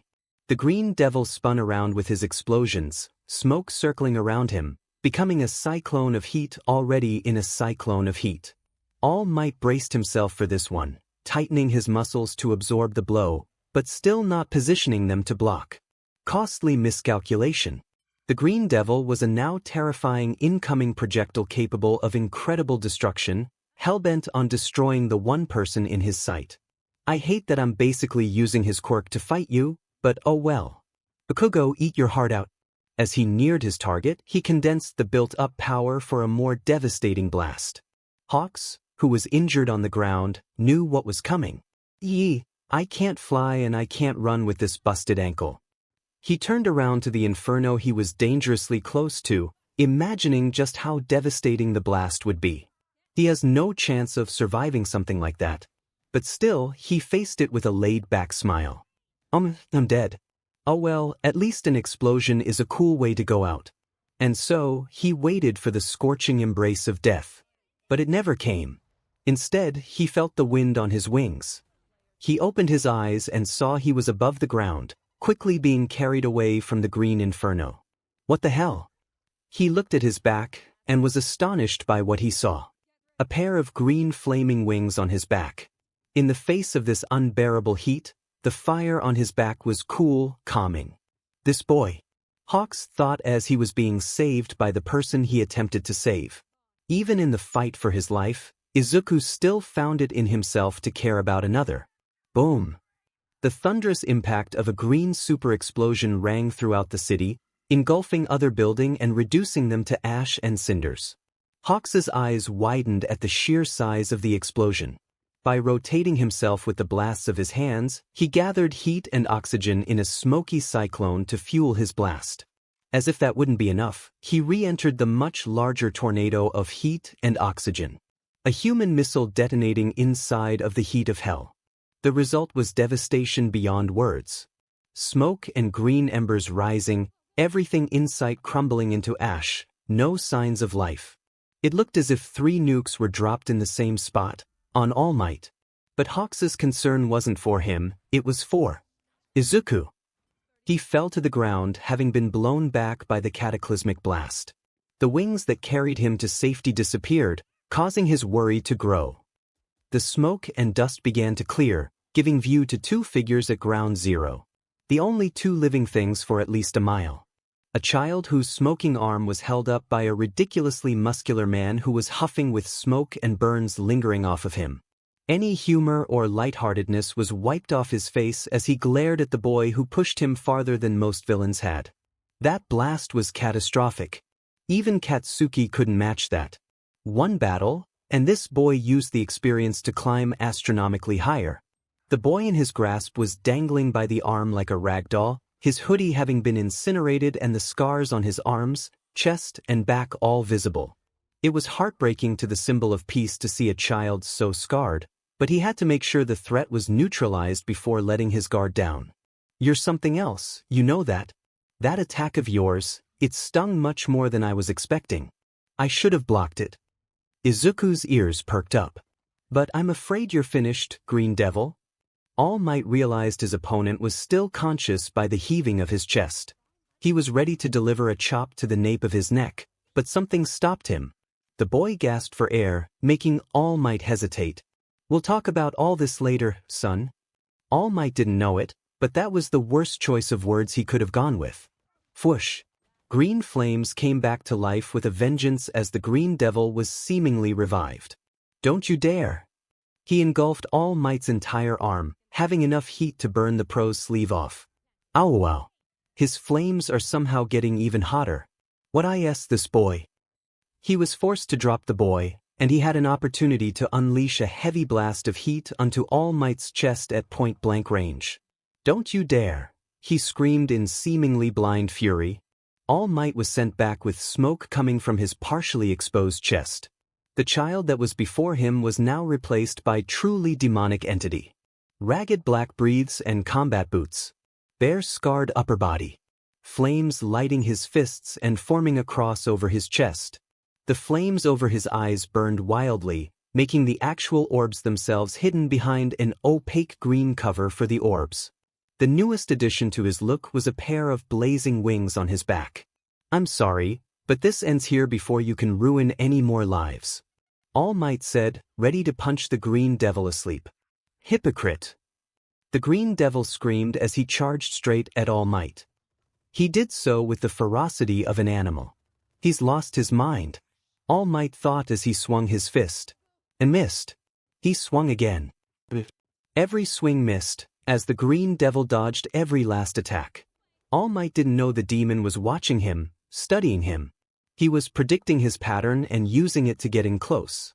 The raging demon approaching him still held onto his astounding battle sense. So he can close the gap, but I'd wager he only has one good shot left in him. After that he's finished. How surprisingly astute. All Might was correct, and knew that, even if the devil put his all into this final attack, it would be in vain. However, years ago so gross. Izuku and Izumi both shrieked at their new stepdad's hideous scar. I know, pretty gross, right? But the look on your faces was priceless. Toshinori rolled down his shirt and picked up the toddlers in his arms. Hey Toshi, how'd you get that scary mark? Young Izuku asked. Toshinori looked a bit distant before answering, not that a pair of 4-year-olds would notice. Say, have you two ever heard of All Might? The twins brightened up immediately. Yeah. The best hero ever. He's the coolest in the universe. Toshi chuckled. Well kids, just last year, All Might and a team of police fought this big bad villain. Even All Might, the hero who never loses, struggled against him. I did everything I could to help him. He won of course, but the cost was pretty great. Toshinori held both kids to his chest, and they hugged back. It's okay, you and All Might won. Izumi said. Yeah, that bad guy's not here to hurt you anymore, Dad. Toshinori's heart skipped a beat as he looked down at little Izuku. The boy gently patted Toshinori's scar through his shirt with a gentle look on his face. The skinny blonde man held the boy lovingly with a single tear going down his cheek. Present now, that once compassionate boy was molded into a raging, ruthless demon. Partly to blame for that was his own father, who was attempting to subdue him. Just before he could get his large hand on his son, Izuku fired an explosion from his left hand to come to a screeching halt right beside All Might's left side. No you don't. All Might punched again, and grazed Izuku's right cheek. A wide gash opened up on the boy's face as BLD spilled on All Might's hand. Toshinori Yagi. The bulky mass of muscle froze at the mention of his true name. A name that only the best heroes and a select few know of. Taking advantage of the monetary pause, Izuku quickly poured every last ounce of strength he had into his right arm and condensed it. His arm looked to be a white-hot appendage, ready to unleash peerless destruction on All Might's one and only weak spot. You will reap everything you've sown. Jet Bjorn. To Hawks' astonishment, yet another massive green explosion rang throughout the city. You gotta be kidding me. How much does that kid have left in the tank? Out of the blast, he saw something being blown away by the wave. Hawks' eyes followed it, and sent the last of his wings into the general direction of where it would land. At the moment, he had to go see how All Might was doing. With no feathers and a twisted ankle, it was an unbearably slow trek to find the #1 hero in a crater. I hope that was worth it, big guy. I heard most of what went down, what the heck? Hawks was answered by a fit of coughs. He looked at All Might again, and saw he was on his knees with a fist at his mouth. His fist was covered in his own blood. Suddenly, a mix of fear and amazement brewed within Hawks. The left side of All Might's costume was singed and sporting a horrendously large bloodstain. He knows about All Might's injury and exploited it. In just one good shot, he brought the #1 hero to his knees. Izuku. Once the public and criminals find out about this, the greatest hero in the world failing, society itself will flip. Meanwhile, Izuku was gliding through the air with his mimicry of Hawks's quirk. Faux fierce wings. The extremity of the explosive impact from his flashfire fist not only did real damage to All Might, but sent him a desirable distance away. However, as the adrenaline began to fade away, Izuku began to notice just how drained his body was. He landed gracelessly on the floor of a dark, narrow alley with smoke seeping from several parts of himself. The worst of damage he saw was to his right hand. There was smoke and blood coming from the scars. His body felt like lead pulled out of a furnace. He could do nothing more than crawl. His ears were ringing, his eyes were blurred, and he was in no shape to defend himself from the approaching figure. Wasn't that something? A raspy voice spoke as he approached. He was a fairly tall, slim man wearing a dark navy hoodie that covered his hair, sunglasses, and a mask to hide his face. I wasn't sure what to expect from that fight. You sure gave #1 and #3 a hell of a workout. The man stopped a few steps away from Izuku, who was gauging him with what remaining consciousness he had. He almost sounds delighted. No ordinary citizen would act so casually at seeing the Green Devil. Is he a villain? I could be in real trouble here. Izuku tried to get up, but to no avail. He had already pushed himself too far, and needed rest. Easy kid, you're strong but you gotta know when to toe the line. The man pulled back his hoodie, revealing his spiky black hair. I'm just here, 'cause I wanted to introduce myself. Who knows when we'll get another chance. He removed his sunglasses. In Izuku's half-awake state, he could make out purple patches beneath his eyes. Gotta say, it's a real pleasure, Green Devil. Izuku's danger sense flared up as he was willing his body to move even more. But he couldn't. The man turned his head and caught something moving in from the alley's entrance. TCHDMN bird. He thought seeing a handful of red feathers scoping the area. The last thing Izuku felt was a wave of absurd heat before blacking out. The world couldn't believe what had transpired within the last 3 weeks. The vigilante menace known as the Green Devil. Several high heroes were sent to take care of the boy, but all of them failed. However, no one was truly concerned. All Might will stop him, they believed. No one stands a chance against All Might, they falsely believed. One can imagine the world's shock when their pillar of hope failed as well to secure the young terror. Their battle ended in a draw, with the Green Devil escaping and doing what thousands of criminals could only dream of, hurt All Might. People still clung to hope, believing that All Might simply didn't fight seriously. That he would rip the Green Devil limb from limb next time. But they were wrong. The world wasn't aware of All Might's stomach injury that was recently opened up. His body was severely weakened, and he lost a great deal of his fighting strength. Meanwhile, the Green Devil only seems to grow stronger with every passing day. And that debacle with All Might is sure to catapult him to new heights after he recovers. What doesn't kill him makes him stronger. No matter what the world wanted to believe, the truth was clear. Their symbol of peace did not win the fight, and walked away wounded. The Green Devil is still out there. Criminals who caught wind of this were greatly inspired to act. Law enforcers were horrified that their champion lost. A new era is on the horizon. A hellish era. Izuku's dreamscape. Izuku stood motionless in front of the nightmarish structure he once called home. The awful memories in these walls seemed unending. He turned his back to leave, but felt something stopping him. A hand on his shoulder. He looked back and saw Toshinori. BSRD. He tried to pull away, but the man wouldn't budge. Izuku then felt another hand on his other shoulder which came from Inko. Let go of me, he yelled. Finally, he felt 2 pairs of hands grabbing his arms. These were the most dreadful ones as they came from Izumi and Katsuki. Now Izuku was trying desperately to shake them all off, but to no avail. Useless Deku. Katsuki said. Embarrassing little brother. Izumi said. Not right now. Inko said in annoyance. We'll talk later, Izuku. Toshinori said. Their words echoed through the greenette's skull as he fought with all his might to break free from their hold. One after another, those cruel, torturous words were hurled at the boy as he was about to burst into tears. The final straw was what emerged in front of his eyes. A 20-foot-tall All Might in all his sickening hypocrisy. It's over, son. Shut up. Izuku said weakly. What was that, nerd? Katsuki's asked. Got something to say? Izumi asked. Be quick. Inko and Toshi both said. Shut up. Izuku repeated slightly louder with green flames beginning to rise around them. His family yelled in anger and held him tighter, to the point of hurting him. Shut up. Shut up. Izuku kept saying, his voice steadily rising along with the flames that spread to the house. Shut you up, he finally screamed out. As green flames emerged from his arms and back, burning away the Yagis and Bakugo, and setting almost the entire area ablaze. Above him, the giant version of All Might reached down to grab Izuku, dreadfully slowly. Izuku's body exploded in a brilliant burst of heat, incinerating everything. Shut you up.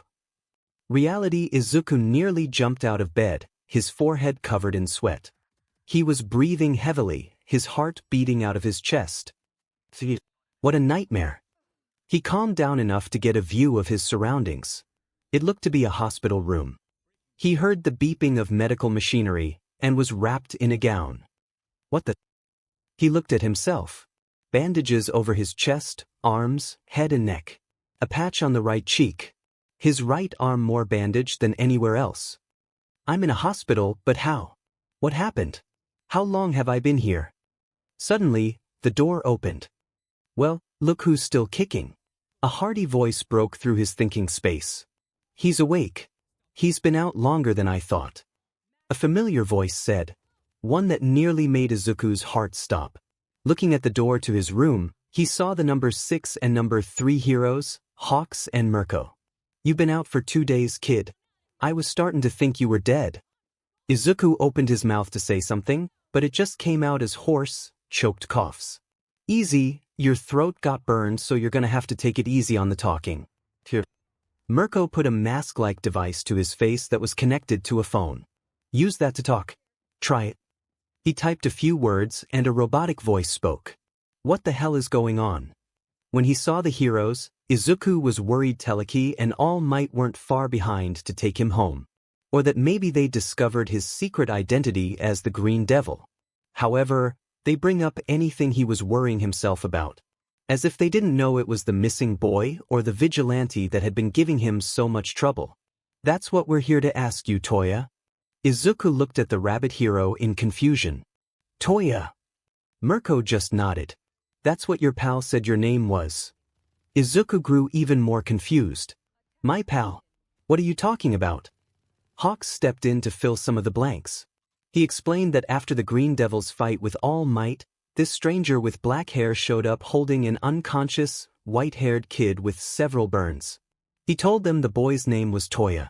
Mirko had just arrived at the scene to help stragglers get to safety along with Hawks. Mirko took the boy in her strong arms, and before Hawks could get any more information, the man disappeared.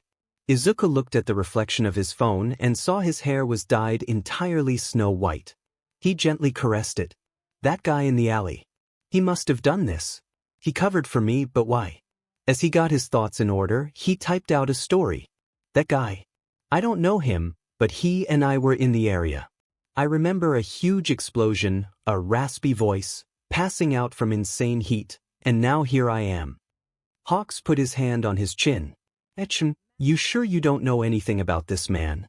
Toya just shook his head. Well, he sure seemed to know you, Mirko said while picking up a large yellow bag. Dropped off your stuff and everything. Izuku deduced that they hadn't looked into it. If they had seen the notebook he filled with notes on himself and his experiences, he would be in chains. The heroes looking after him got him takeout from a nearby restaurant. The kid had been through a lot, he didn't need food poisoning from the hospital too. As they ate, Hawks and Mirko asked Toya a few more questions. When asked if he had any family, he said no. When asked about his quirk, he said he possessed fire. He wouldn't demonstrate since his body needed to recover. When they mentioned All Might being hospitalized by the Green Devil, his eyes brightened slightly. That did not go unnoticed by Hawks. Eventually, their meal was interrupted by yelling. Hawks and Mirko went to investigate, leaving Toya alone to finish his meal and think. Toya, is that the name of the person who found me? I don't know if he's an enemy or an ally. He talked like he's been watching me. Could he be one of All for One's guys?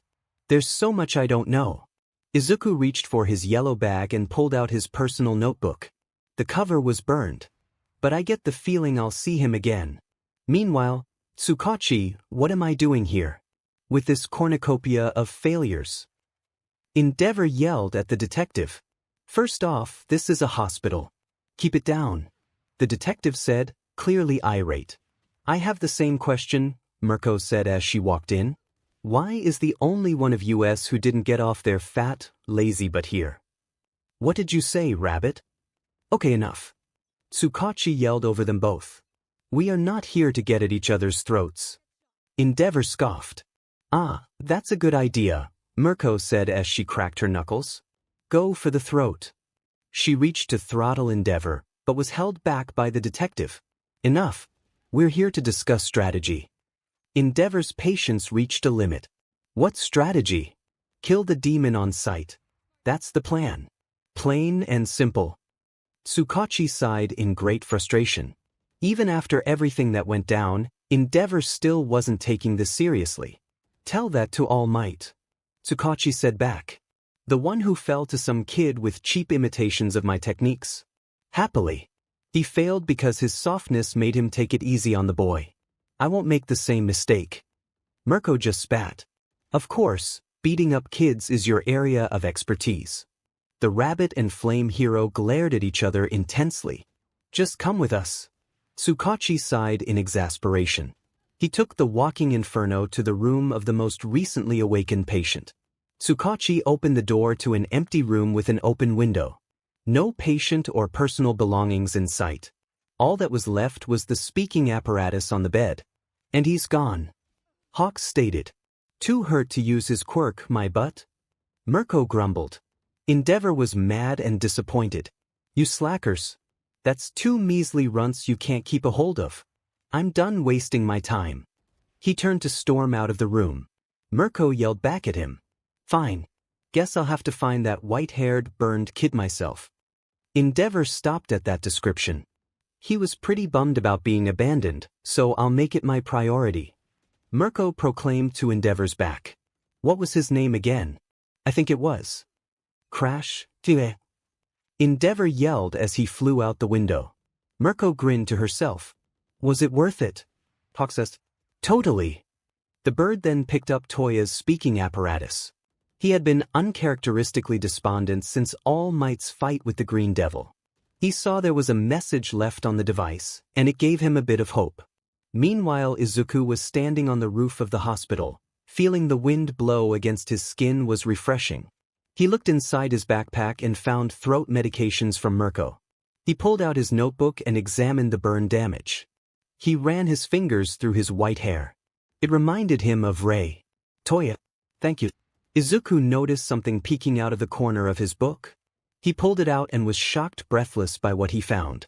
One of Hawks's feathers. He knew, but still acted clueless.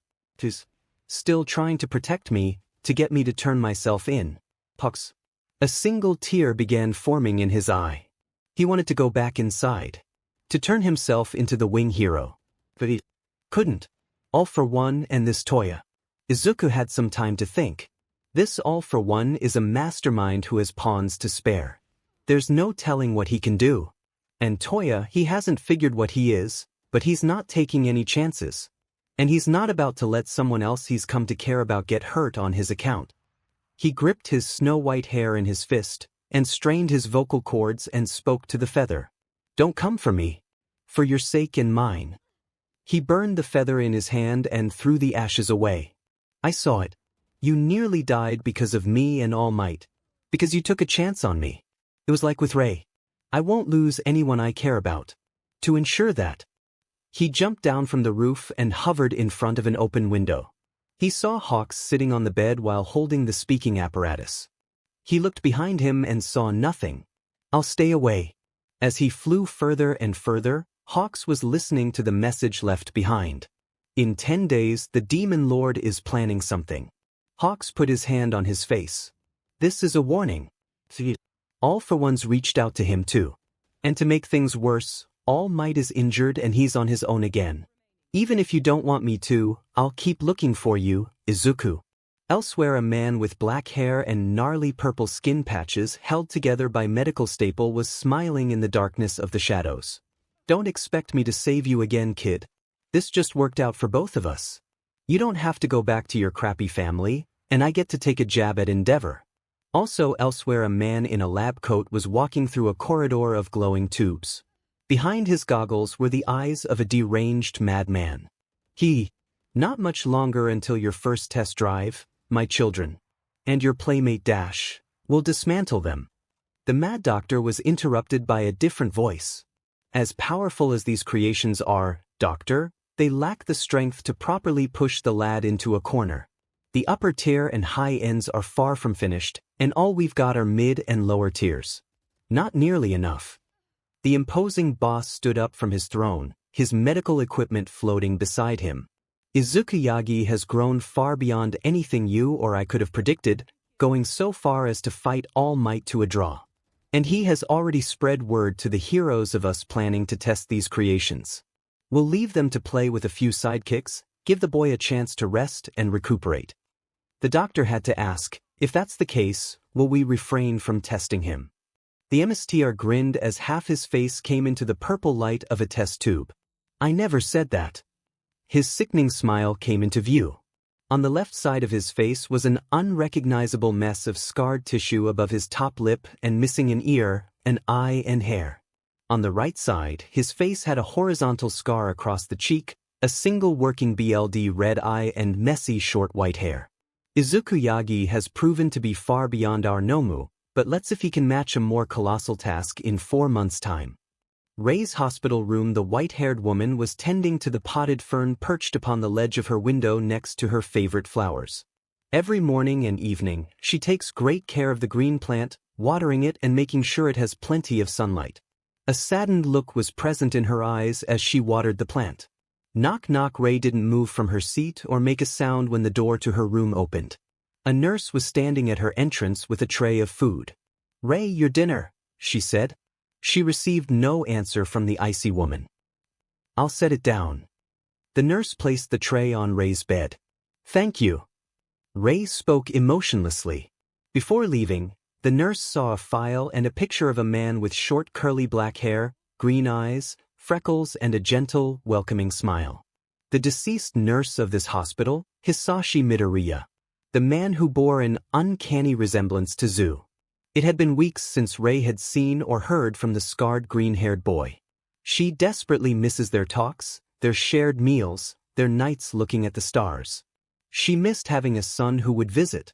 For weeks, Ray had been closed off, not talking or socializing much at all. I'm sorry, the nurse said, making Ray flinch. You were worried about 𝐒𝐮𝐸𝐸 and wanted to make sure he was safe, but you could have been hurt even worse in the Green Devil's fight with Telekinesis. Ray sighed and put down her watering can. Don't. I should be apologizing, the nurse was surprised. For the first time in weeks, Ray spoke more than 2 words. I made you worry, I apologize. But you aren't the one who should be saying sorry to me. Nurse fidgeted with her fingers.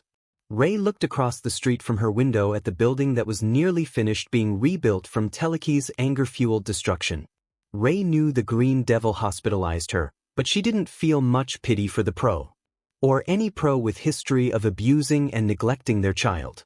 The only damage that was done in the area was because of Telekinesis. The Green Devil wasn't even active until she provoked him. Because of her, 𝐒𝐮𝐸𝐸 could be scared away into never coming back or worse. It's because of this that Ray holds a grudge against the so-called hero and is developing a resentment to her own husband. That woman is no better than him. She thought bitterly. He's been here, hasn't he? Multiple times. Rei's nurse recoiled slightly at her question. Why yes, but only twice. Rei looked exceptionally disturbed as well as curious. After all these years, he had never even come close to her since her breakdown. A fact she didn't mind all that much.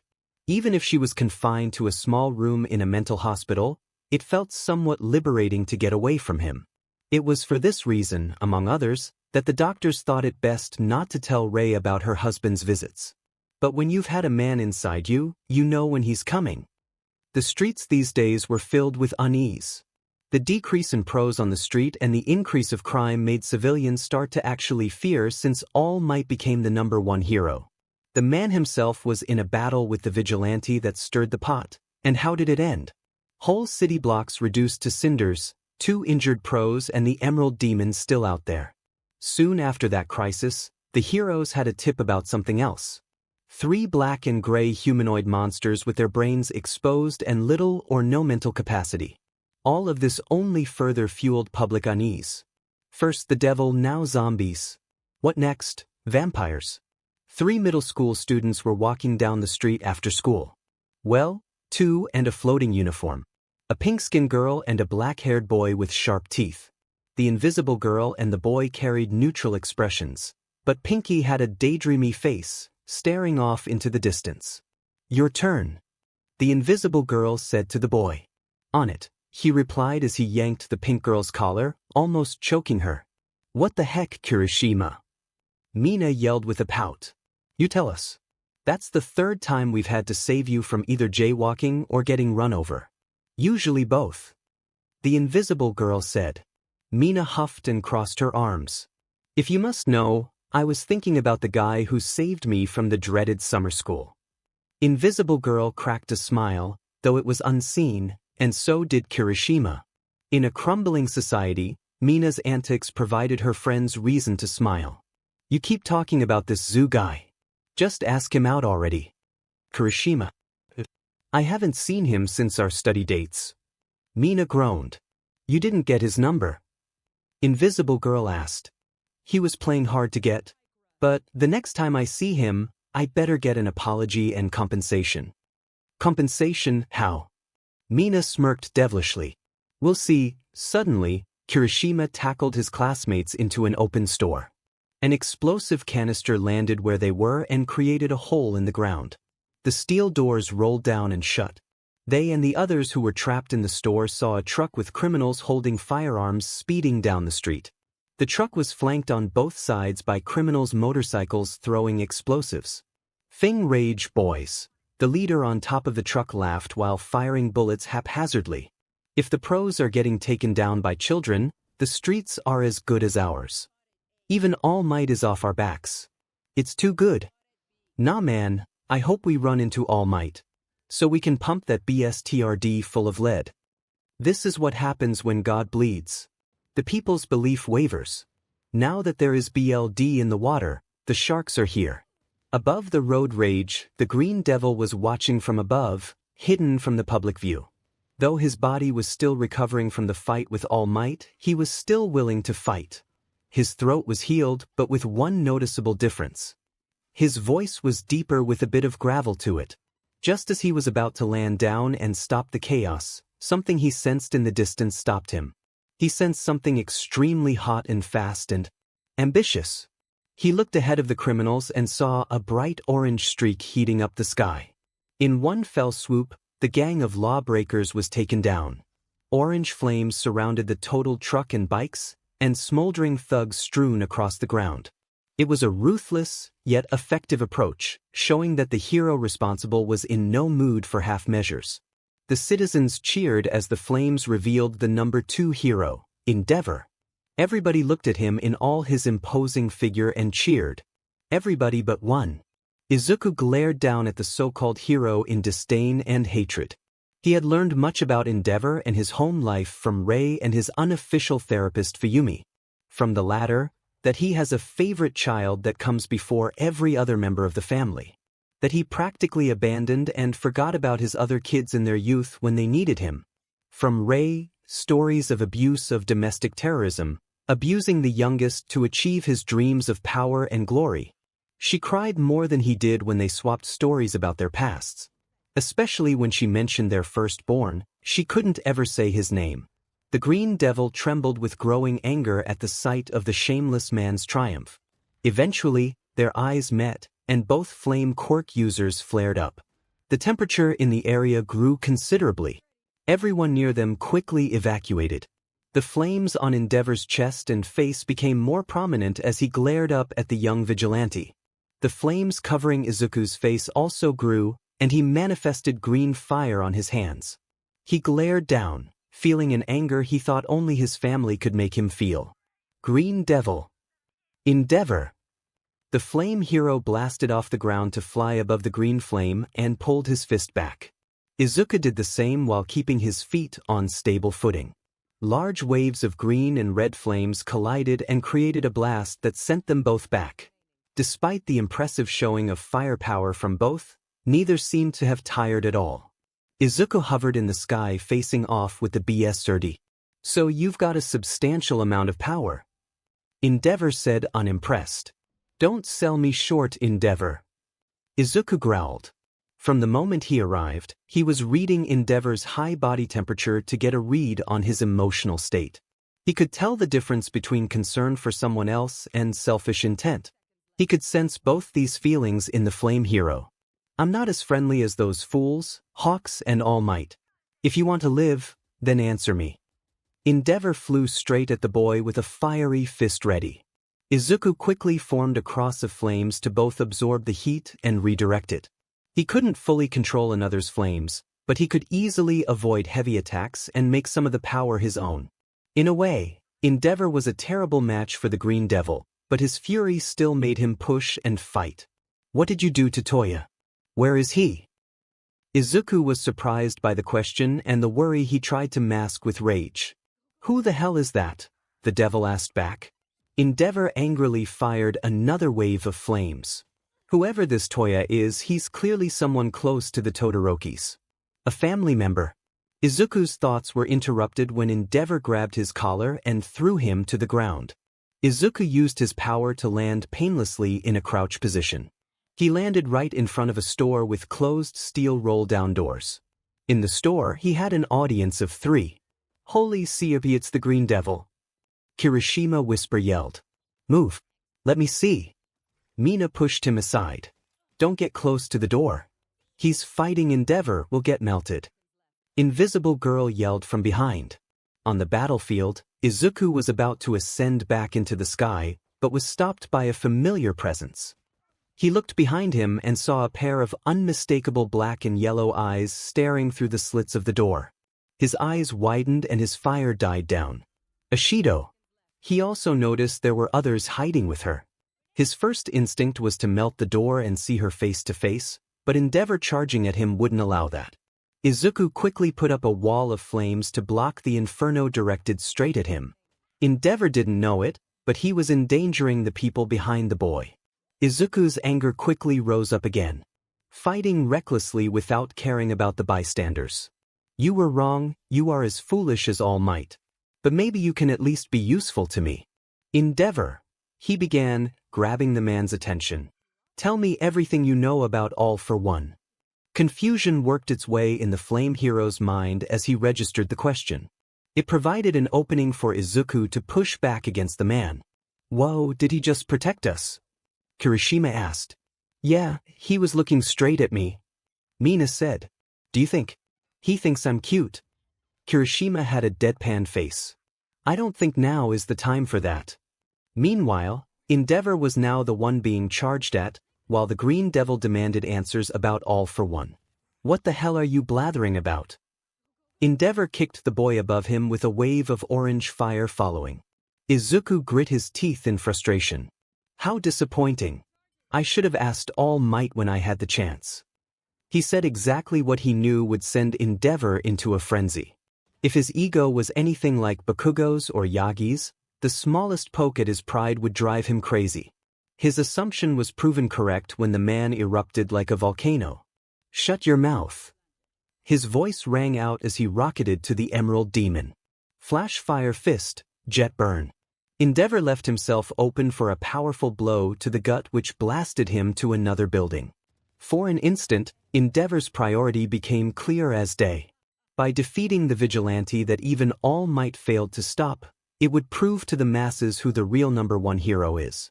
Consumed by ego and destroying for a selfish longing, Endeavor picked himself out of the man-shaped crater he left in the wall.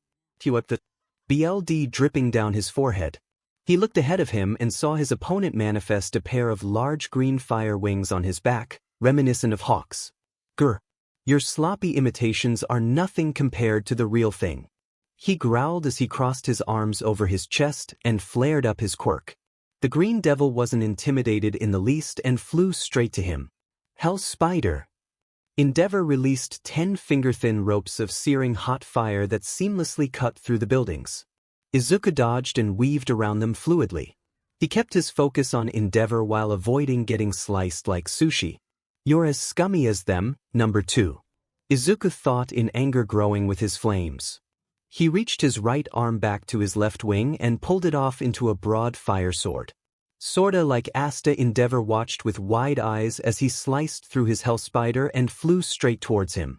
You only have your own ambitions in mind. You only see what you want and ignore everyone else. You're a scumbag worse than the villains you lock up. But you know what pisses me off the most? Endeavor blasted forward, ready to incinerate the young powerhouse, but he froze at the next words out of his mouth. You hurt Ray. Burn in hell, I Todoroki. Endeavor hesitated for a split second, which was more than enough time for Izuku to raise his flaming sword above his head and swing it down on Endeavor's shoulder. The beast let out a pained howl as he was sent plummeting into the ground with a large blast. Izuku stood over him with his sword lodged in his shoulder, smoke and blood erupting from the wound, and the man being burned inside and out. His power's hot enough that I'm getting burned. How can his firepower be on par with mine at such a young age? Endeavor attempted to use his working arm, but the devil kicked him off and flew into the air. How's this for a sloppy imitation? He screamed as he pulled back his flaming right arm. What came forth was a massive fire fist that collided with Endeavor and sent him crashing into the partially melted road. The pro picked himself up while holding his left shoulder. Izuku crossed his arms over his chest and folded his wings around himself as he began generating and condensing a massive amount of thermal energy. Endeavor knew what this was, and rocketed towards the green ball of flame that only grew brighter and hotter. Stop it, you fiend! He blasted a relatively weak wave of flames at the boy, but it did nothing to stop him. In fact, the orange flames seemed to meld with the green flames, fueling the final attack. Flash Fire Fist. Endeavor's eyes widened as he was almost paralyzed, not with fear, but something else. Prominence Burn. The Green Devil fired his version of Endeavor's strongest move. Instead of a concentrated beam from the center of his body aimed at his target, he caused a massive explosion that incinerated everything in all directions. And Endeavor was down an arm and helpless to stop it. He could only brace himself and hope these hateful flames wouldn't consume him. Endeavor twitched and breathed shallow breaths. He opened his eyes and found himself on a gurney. "Oh good, you're alive," a sarcastic voice beside him said. It came from the rabbit hero, Mirko. "Guess your blaze of glory will have to wait for another day," Hawks said on his other side. Endeavor's 2 animal companions made him wish he was in a coma.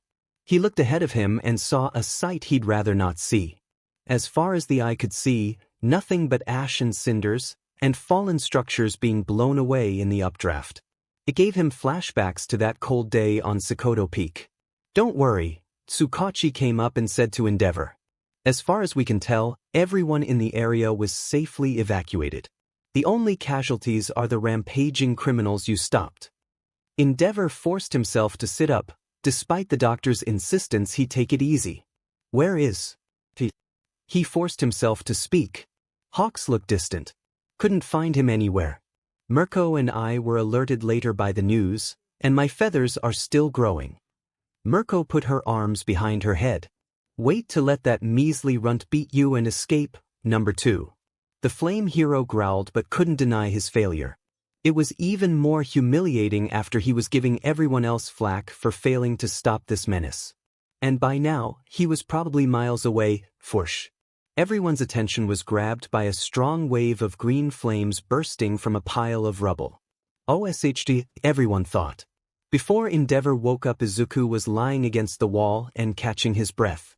He was smoldering in places and using his flames to keep the structure from collapsing in on itself. During his fight with Endeavor, Izuku sensed this was the one building with people inside, and did what he could to keep everyone from getting crushed. He found a small group of people unconscious and bloody, but still alive. He then went to check the exit. Izuku stopped as he sensed something at his feet, but couldn't see anything. He switched to thermal vision and saw an arm and leg from behind a pillar. An invisibility quirk. He went around the pillar and saw a female middle school uniform. He gently picked her up and surveyed the damage. Since he couldn't see the wounds, he had to drag his hand along her skin to feel for any bleeding. Not too bad, but still, she needs medical attention. He then sensed 2 more heat signatures. Picking up the invisible girl, he walked to the last 2 injured civilians. One was a boy who was bleeding and unconscious. The last one made his heart sink and he almost dropped the invisible girl. Pink skin and hair caked with dry blood, especially her left arm crushed by a large piece of rubble. Aishido. He set the invisible girl down next to the boy and immediately moved the chunk off the pinkette. He checked her over frantically, confirming her arm was broken and she had multiple cuts and bruises. The sight of it all racked Izuku with guilt. Once again, someone he cared for got hurt because he was around. Tears fell down his cheeks and landed in Aishido's fluffy hair. He silently apologized and put her down. Before leaving, Izuku checked outside. Endeavor was still unconscious and there was no sign of paramedics. He couldn't leave these people with wounds for who knows how long. Izuku sighed and clenched his fist. He took off his bag and pulled out his first aid kit. Kirishima groaned and rolled over a bit. He pushed himself up to a sitting position and looked around, regaining his vision. He groaned while grabbing his bandaged chest with his bandaged arm. What happened? He asked. I can tell you. A rough voice said to him. Kirishima jumped when he saw the green devil, green flames and all. Holy guy, it's you, he gasped. Izuku just casually waved while sitting next to an empty first aid kit box. Did you patch me up? The devil nodded and pointed out that he did the same for his classmates. Kirishima was overcome with worry for them, but the devil assured him they were stable and would wake up soon. You were less injured than they were. Do you have some kind of durability quirk? Kirishima was unsure whether to answer that, but he took a look at what the monster everyone feared had done. He doesn't really seem like a bad guy at all. He even patched us up and stayed to make sure we were okay. He's actually kinda manly. My quirk is hardening. I harden my skin to take the debris better. It's kind of a weak quirk though, nothing on yours. If it were stronger, I could have been a shield for these people. Kirishima grit his teeth in frustration Izuku was all too familiar with. Sounds like you want to be a hero, he began. You're not going to get to where you want by just wishing and crying. Improve yourself, get stronger, you have a lot of potential and I don't just mean your quirk. Kirishima looked in surprise as he was given words of encouragement from the guy who hospitalized several heroes. Besides having potential to be an unbreakable wall, you're also brave and selfless. You're frustrated because you lacked the ability to help these people. That alone means you're hero material. I've seen my share of hero aspirants, but you're the only one I've seen attempt to help others instead of seeking glory. You may not want to hear this from someone like me, but... Izuku ignited his fist in flames and lightly punched Kirishima's forehead. It didn't burn, and it wasn't cold either. It was a comfortable warmth. You can become a hero. The black-haired boy stared with glossy eyes. All right, yes sir, he said enthusiastically. Izuku pulled his fist back and smiled beneath his fire mask. He didn't expect to be giving inspirational speeches or to be someone for anyone to look up to. He just saw a little of himself in the boy and wanted to tell him what he was so desperate to hear from others. If someone had said that to me, I could have ended up pretty differently. Mina and Invisible Girl groaned and started moving around. They attempted to clutch their heads, but the pink one stopped because of her arm in a makeshift sling. Wow, Owi. What happened? Kirishima pointed. He can tell you. The girls looked at to see the green devil sitting in front of them. Hello, he said. Mina and Toru both recoiled in surprise and fear. It's okay, he's a good guy. Look, he patched us up with his own first aid kit. Kirishima said. Whoa, seriously? Toru looked herself over and saw patches and bandages on her arms and legs. Why you can see me? She asked. The devil nodded. To an extent. I can make out your figure at least with thermal vision. The phrasing there made Toru blush, which Izuku could see the heat building in her face. Despite the uncertainty swirling in her, she kinda wanted to ask how she looked to him. Hee, someone's got an admirer, Mina teased. Izuku scoffed. Says the one wearing my hoodie as a sling. Mina's face turned lilac at that, and Toru and Kirishima's jaws dropped. That's your hoodie? They asked. I had to use something for her arm. Why did you think I was shirtless when you woke up? I thought maybe Endeavor burned it off. This whole time, Izuku was covering himself with his flames in a cross formation over his chest and back. He looked godly, clad in his own power instead of the rags mortals had to wear. Let's go, he said as he lifted Mina up to her feet. I don't know about you, but I miss fresh air. He walked to the wall and blasted it open. He's so manly. Kirishima thought. He's so hot. Mina thought. I'm starting to see why Mina's crushing on him. Toru thought. The Green Devil walked out of the barely standing building and saw an ambulance, Tsukachi and 3 heroes. Endeavor was far from being in fighting shape, but Hawks and Mirko weren't. When the middle schoolers saw him stop, they did too. Izuku was staring down the heroes who stared back. Well, glared in Enji's case. Mirko cracked her knuckles with a wide smile on her face. Hawks and Tsukachi had looks that asked him to stand down. He didn't. The rabbit hero leaped straight to him, but he held out his hands to stop her. You could fight me and most likely win.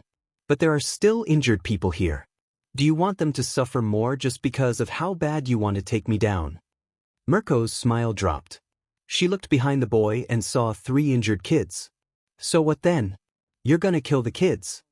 Izuku squinted his eyes at her. No, you will if you choose to fight me. Flames arose from Izuku's feet as he began to hover in the air. They weren't hot, but that could change in an instant. You're heroes, aren't you? Helping those in need should be your first priority. He saw Mirko bare her teeth. He decided to take his leave with that.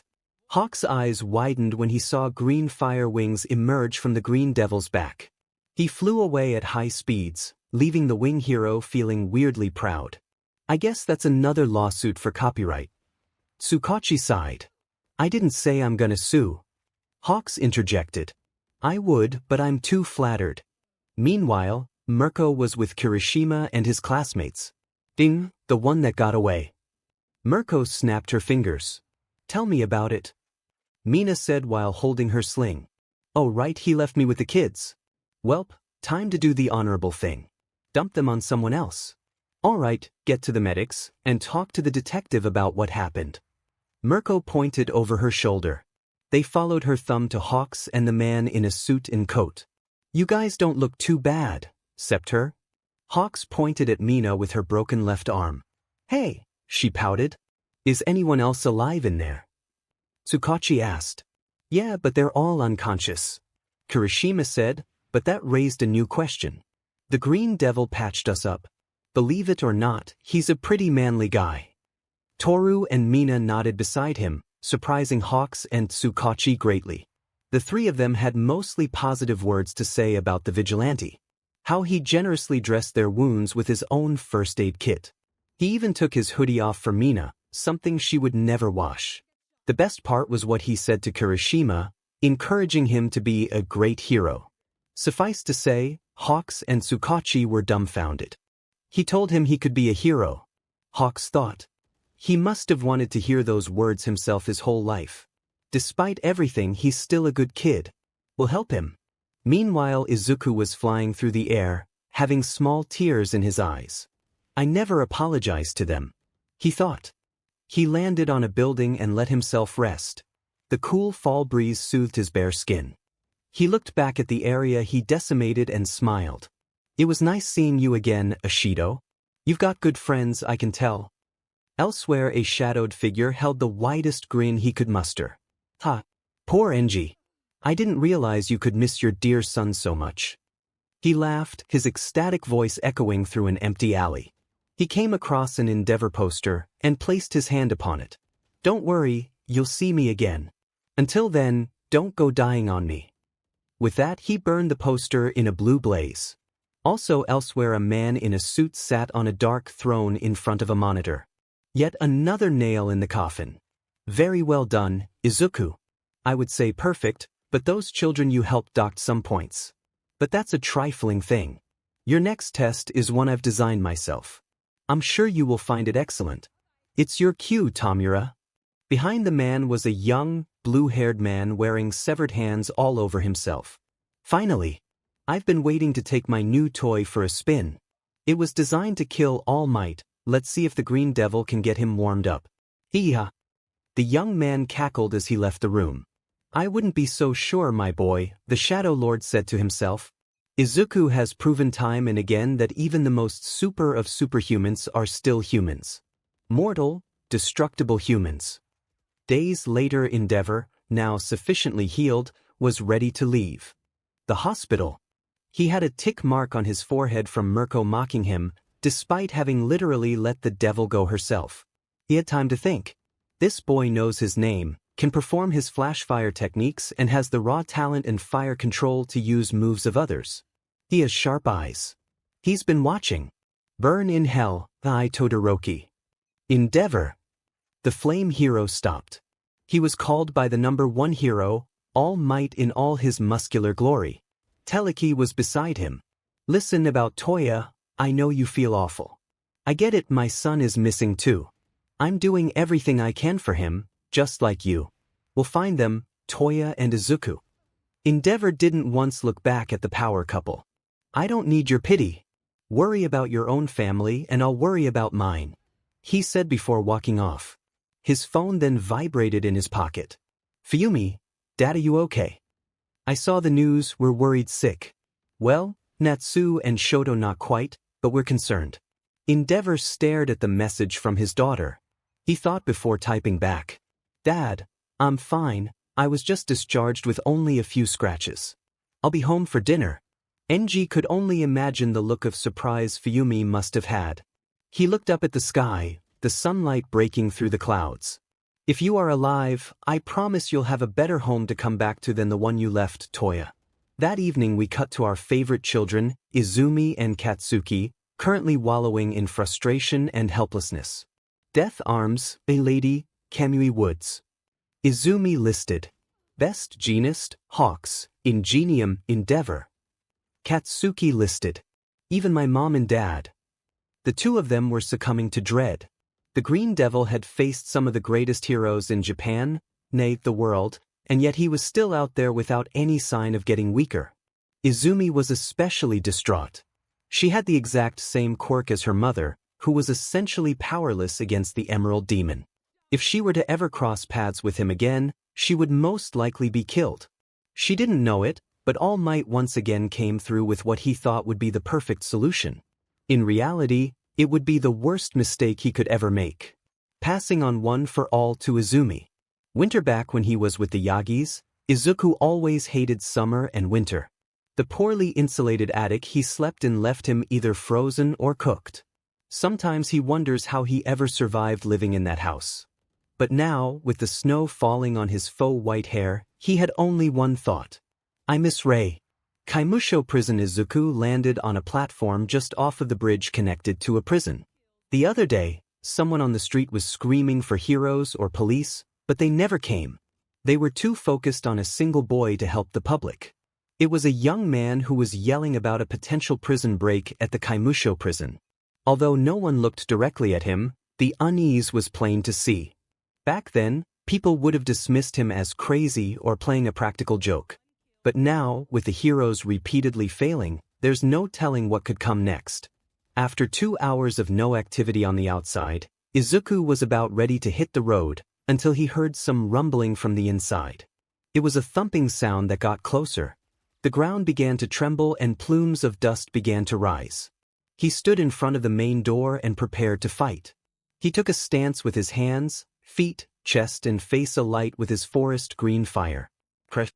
The main doors were smashed to pieces by someone who must have had super strength. He could hear the harrowing cackles of freed villains and criminals.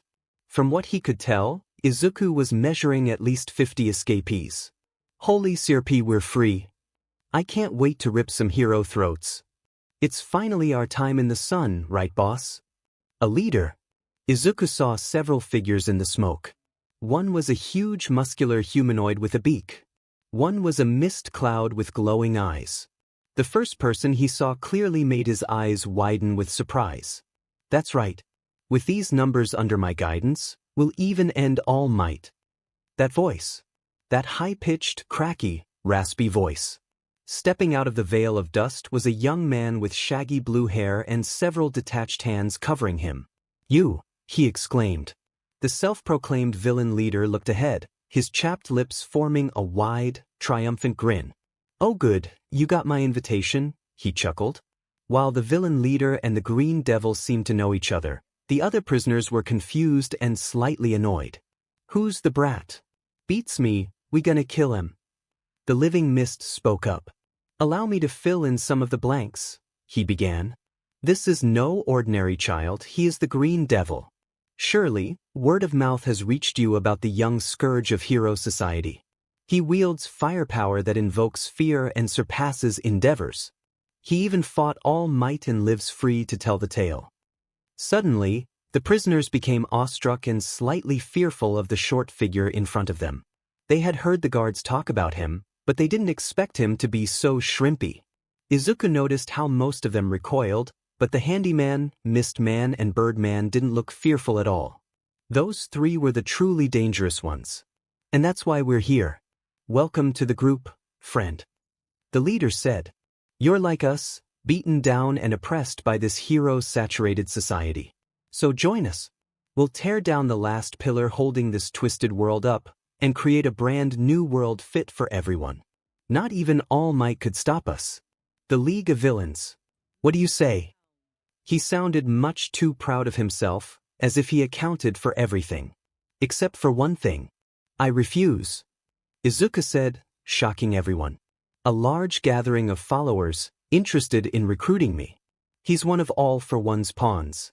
I'll keep my distance until I can learn more about him. Sorry, but I'm not interested in following an overcompensated blind leader who doesn't believe in what he preaches. The leader then started scratching his neck. What did you say, brat? The Mist Man then interjected. Young man, you do know what you're saying, don't you? If you're not with us, you're against us. As he said that, the escapees began readying their quirks to attack. It would be an unwise decision for you to make, he finished ominously. Flames formed an X over Izuku's chest and wings sprouted from his back. We'll see about that. The villain leader scoffed. How disappointing. Get him. A wave of criminals charged at the boy, an army of 50 versus 1. Hardly fair. Izuku raised his arm and a huge fire hand manifested. He swiped across and grabbed several inmates. He held them tightly in his enlarged fist and swung down on the next wave, easily decimating half of the scumbag army. Street trash is the best you could find, villain leader. Izuku taunted. The leader seemed unfazed. Die. A man with sharp claws tried to swipe at his throat. Izuku dodged and uppercut him unconscious. The next wave worked with long-range moves. Lightning, fire, dark energy bombs were all hurled at him, creating a large cover of quirk destruction. When the smoke cleared, all that was seen was a swirling green fire column that left the boy without a scratch. Is that all? He asked. The prisoners were stunned by what they just saw. A single child made them all look like useless weaklings. Diamenit, diamenit, diamenit. The leader growled as he scratched his neck furiously.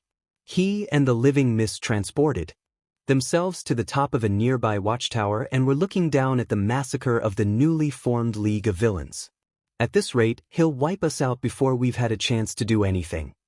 The mist man spoke up. Remember, Tamura Shigaraki, our mission is recruiting, which we have accomplished. All for One permitted you to try to welcome the Green Devil, but he is clearly more harm than good. We must allow some of our new friends a chance to escape and continue to ravage this crumbling world. It's time to unleash the Nomu.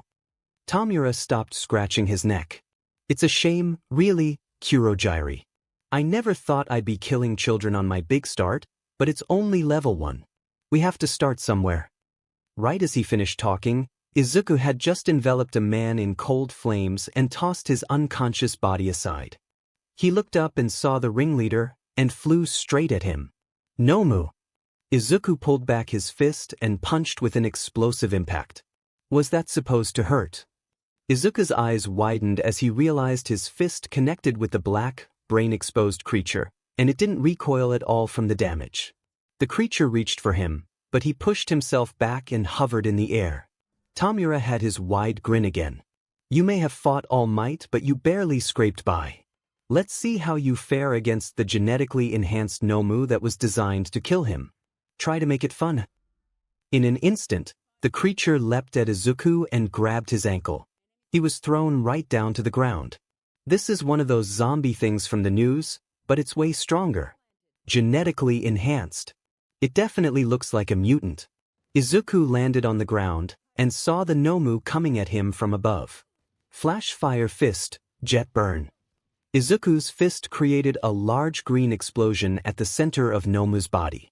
The heated blast consumed the beast's entire body, yet he didn't move an inch. But then, with movements too fast for Izuku outmaneuver, the Nomu grabbed the extended arm and crushed. Eh? Izuku screamed as his bones snapped and blood sprayed from his limb. When the dust settled, he saw that the damage from his attack was rapidly being repaired. Impressed. Nomu here has shock absorption and regeneration. I told you he was made to kill All Might, didn't I? And as a little bonus, he's got naturally super strength and thick skin. Good luck burning through that. So, are you gonna join or are we gonna drag you out of here by force? Tamura gloated. From where Izuku's arm was held, intense flames erupted. Neither, he yelled as he melted away Nomu's flesh and pulled his arm back. The creature raised his free hand and tried to smash the devil into a red mark on the ground. He dodged and positioned himself behind the monster.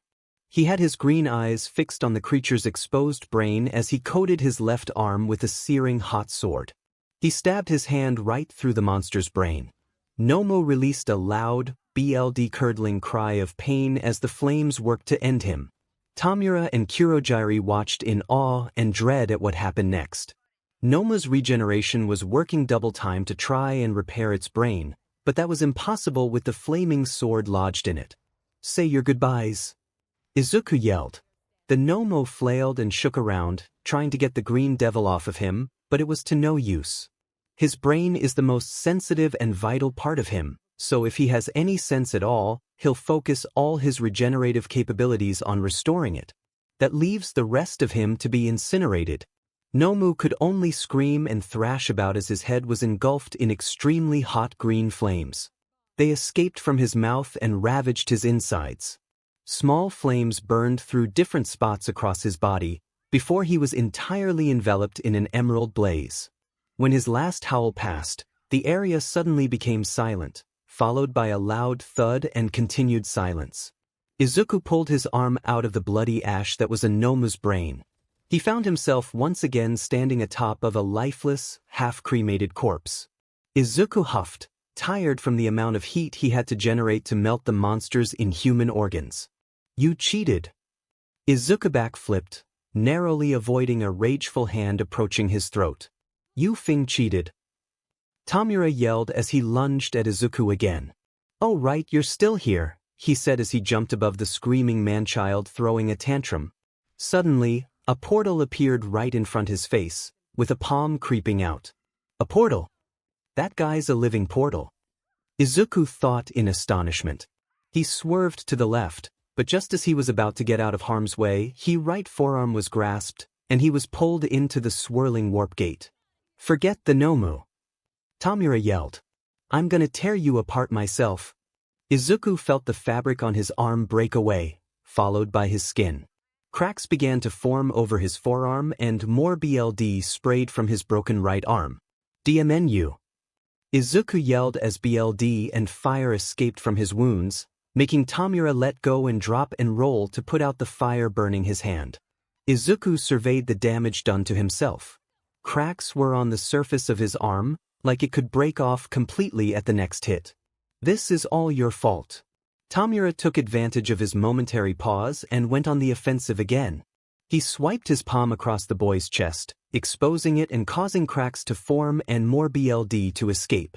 I hate you. Prominence burn. Izuku fired a wave of hot flames from his chest to stop Tamura and cauterize his new wounds.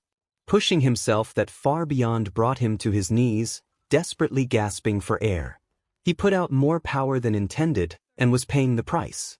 Too little, too late. Izuku's blood ran cold as he heard that squeaky, raspy voice. He looked up and saw 𝐒𝐮𝐦𝐸 protecting the hand-covered villain. It's time to send you back to hell, he said as he slowly brought his palm to Izuku's face. Arg. F. Tamura yelled as he fell to the ground. The sound of gunshots filled the air, and bullets pierced his shoulder and leg. 𝐒𝐮𝐸𝐸 protected him against the offensive of the prison guards. He and his leader were forced to retreat. Damn it. One guard yelled and spat where he stood. Izuku could finally feel calm enough to pass out. The adrenaline wore off and the fire surrounding him wore off. The guards carefully approached his unconscious body, keeping their weapons trained on him.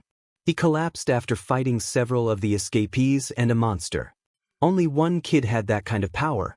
Holy 𝐻𝐻, it's the Green Devil, one of them said. Did he stop these criminals? How strong can one kid be? Do we arrest him? A guard put down his weapon and checked the boy over. Get these criminals back in their cells. I'll find a prison doctor. Once he's conscious, we'll interrogate him. Go. I'll swear. F me. F them. F everything. Tamura screeched as he dropped to the ground due to the pain of his injuries. 𝐒𝐮𝐸𝐸 ran to get him bandages and disinfectant. The Nomu was a complete bust. If it can't even beat a brat, there's no way in hell it can kill All Might. The Yalu rose from his seat and placed his hand on Tamura's blue hair. I wouldn't be so sure about that, he grinned to himself. For now, you can relish in your success, Tamura. The young villain could feel his wounds being slowly, painlessly closed. Though you may have lost your strongest pawn and the majority of your new army, handfuls of them did escape. And the prison break will send society even further into fear and panic. Things may not have gone exactly as we wanted, but take pride in the progress you've made. Tamura sighed and stumbled back to his feet. Still, I'll make him pay for this setback and these burns. All for One smiled. Excellent. My protege is showing growth, and he knows how to get people to rally to his cause. Granted, they were already rotting in cells with no other option, but details. And as for the Green Devil, it's time to put the final nail in Izuku Yagi's coffin. I'll leave that to you, All Might. Months later, you seriously have the Green Devil in your prison? Tsukachi asked in the warden's office. The old man sitting on the other side of the desk nodded. Indeed, he showed up and stopped the majority of our escaped prisoners. He was critically wounded by the end, and after what the boy did, it didn't sit right with us to leave him to die in the snow. But we are still being cautious. Our doctors have been working slowly, and we've kept him sedated until he is in stable condition. He's been fading in and out, but he should be fully conscious in 3 days. I see, and you haven't classified him as a prisoner yet? The detective asked. Not until we've heard his full story. He is far from innocent, but I'd like to see the full picture before making a decision, which is why I called you. The detective was immensely pleased with that response. Lately, he had been hearing from everyone that the monster deserves life in prison, or even death. Thank you for informing me. I'll be back, but please keep me informed of his condition. The warden held out his hand. Wait, before you go. He reached for something in one of the drawers in his desk. I said he's been fading in and out of consciousness. For the brief moments he was awake, he wrote this. Tsukachi was handed a folded piece of paper that looked like someone wrote it while half asleep. A villain with several hands. A living portal. That monster was called Nomu. Made to kill All Might. Multiple quirks. All for One is plotting. The paper he just read sent chills down Tsukachi's spine. He had a feeling the demon lord wasn't dead, but active. If this society deteriorates further, he will surely be reintroducing himself as the terror of the world. Even more unsettling, Izuku knew about the existence of All for One and seemed to know about what he could do. Meanwhile, Tsukachi has doubts that All Might even told his successor the grave task entrusted to her. When did he write this? The detective finally asked. Last night. Though his body has been suspended, and his quirk sealed, his mind has spikes at times. Bad dreams, the doctor's suspect. Tsukachi folded the paper and put it in his jacket pocket. Izuku always wanted to be a hero, be like All Might. It's possible he could try and go after All for One himself. I've got to tell him that would be suicide. I know you said the kid is sedated, but if possible, I'd like to speak to him face to face. The warden looked at the detective like he had gone insane. Sir, why on earth would Dash? Tsukachi interrupted. I'm working with several heroes, All Might included, to track down an extremely dangerous villain, the one who orchestrated the attack on your prison. The Green Devil would be a great asset. And Hawks and I can finally get him in one place long enough to talk to him. The warden seemed to contemplate his request. It wasn't completely unreasonable after what the boy had done, but not exactly sane either. He opened his mouth to answer, but the blaring of an emergency alarm cut him off. What the? He gasped. He opened the door to ask the guard what happened, and found him on the ground and a green-haired boy in hospital clothing. He was running like hell with tears in his eyes. That's him. Stop. The warden yelled. Moments before Izuku's escape, Izuku's mindscape, Izuku was floating all alone in a black void. There was no beginning or end, just a pitch-black night. He had his mostly black and green hair and a hollow look in his eyes as he tried to review what he knew and what he learned. 10 years ago, back when Izumi and I were close, back when we were siblings, we lost our dad. Months later, Mom met Toshinori, All Might outside Dad's hospital. Izuku's hair turned white as he thought about Rei, but back to its original color when he refocused. 10 years ago, I think All Might fought someone. A lot of the details about the villain are kept tightly hidden, but I'm betting it's All for One. Izuku clenched his right hand so hard it bled.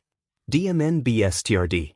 And now that Yagi and Bakugo are training under Teleki and All Might, that places a target on their backs. Tisich, good riddance. All for One. He has to be as wounded as All Might. I can exploit that the same way I did with him.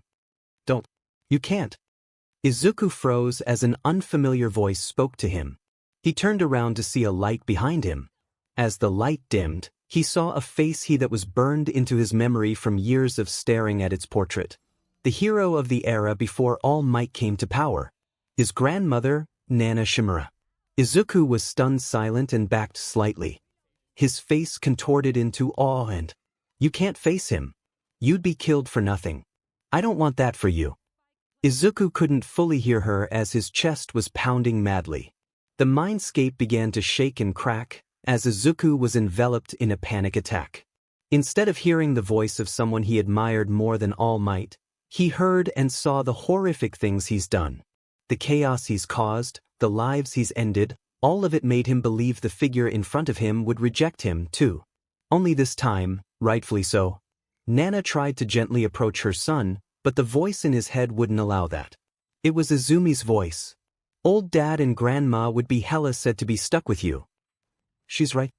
Reality. Izuku jumped out of his hospital bed covered in cold sweat. His heart was still pounding erratically, and whimpers escaped his throat. He knew only one thing as he clawed at the hospital clothes. I need to get out of here. He saw that a quirk suppressant cuff was attached to his left wrist. He grabbed the pen and bolted for the door. The poor boy sprinted down the halls of the prison, desperately trying to pry off the cuff with the pen. The sirens going off didn't help his panic attack. Hey, stop, a guard yelled. Izuku's survival instincts kicked in and he lunged at the man, leaving small green flames in his wake. He chopped the man on the neck, knocking him out. He continued running, ignoring the shouts of the detective and warden. That brings us to now. Izuku running for his life in a state of panic with tears in his eyes. He was running toward the window at the end of the hall, and had almost broken the seal on the cuff. Stop! Tsukachi tried to reason with him, but it was no use. It was like trying to reason with a mouse as a lion. The former was being screamed at by his instincts to run. Tsukachi took drastic measures and picked up the downed guard's gun. He fired. A bullet flew right past Izuku's head and into the wall in front of him. It may have been a warning shot, but he didn't slow down or bat an eye. Tsukachi took another shot. This time, it cut off a few strands of hair. Please don't make me do this. Tsukachi begged internally as his tears obscured his vision. He readied his finger to pull the trigger a third time. Click. Boom. Tsukachi and the warden were blown away by the shockwave of a huge explosion. They tried to collect themselves and saw a green fire flying through the sky. He had escaped and was en route to God knows where. Tsukachi dropped the gun and tried to wipe his tears. He had never seen or heard of the Green Devil freaking out so bad, even against monsters and villains. The detective was stumped on what to do next. He was crying. That thought continued to echo in the detective's head. Meanwhile, in the air, Izuku was doing everything in his power to fly away as fast as he could, tears pouring out of his eyes. He had large explosions continuously bursting from his palms, a large pair of wings on his back and jet flames on his feet. Green explosions, explosive speed for propulsion. Soul jets for balance. Faux fierce wings, cut down wind resistance. That's right. Fly right into the waiting, loving arms of your family after your nightmare. I'm sure they'll gladly comfort you, you are their child after all. To me. Week later Izuku had given himself some much-needed time to collect himself. His dream about his grandmother shook him to his very core. He checked his body, new crack-like scars on his right arm and chest, and still not completely fit to fight. Any belief he had in himself was gone. He was desperate, and desperate people do desperate things. He simply walked through the disgustingly familiar suburban streets carrying his reliable yellow backpack, midday under the dark clouds of a cold day. As he walked, he didn't notice the remorseful turquoise eyes of another scarred onlooker. See you in hell, kid. Izuku passed by Dagoba Beach, one of his old hiding places from his bullies. They always found it fitting for trash to be amongst trash. But the trash at the beach was gone.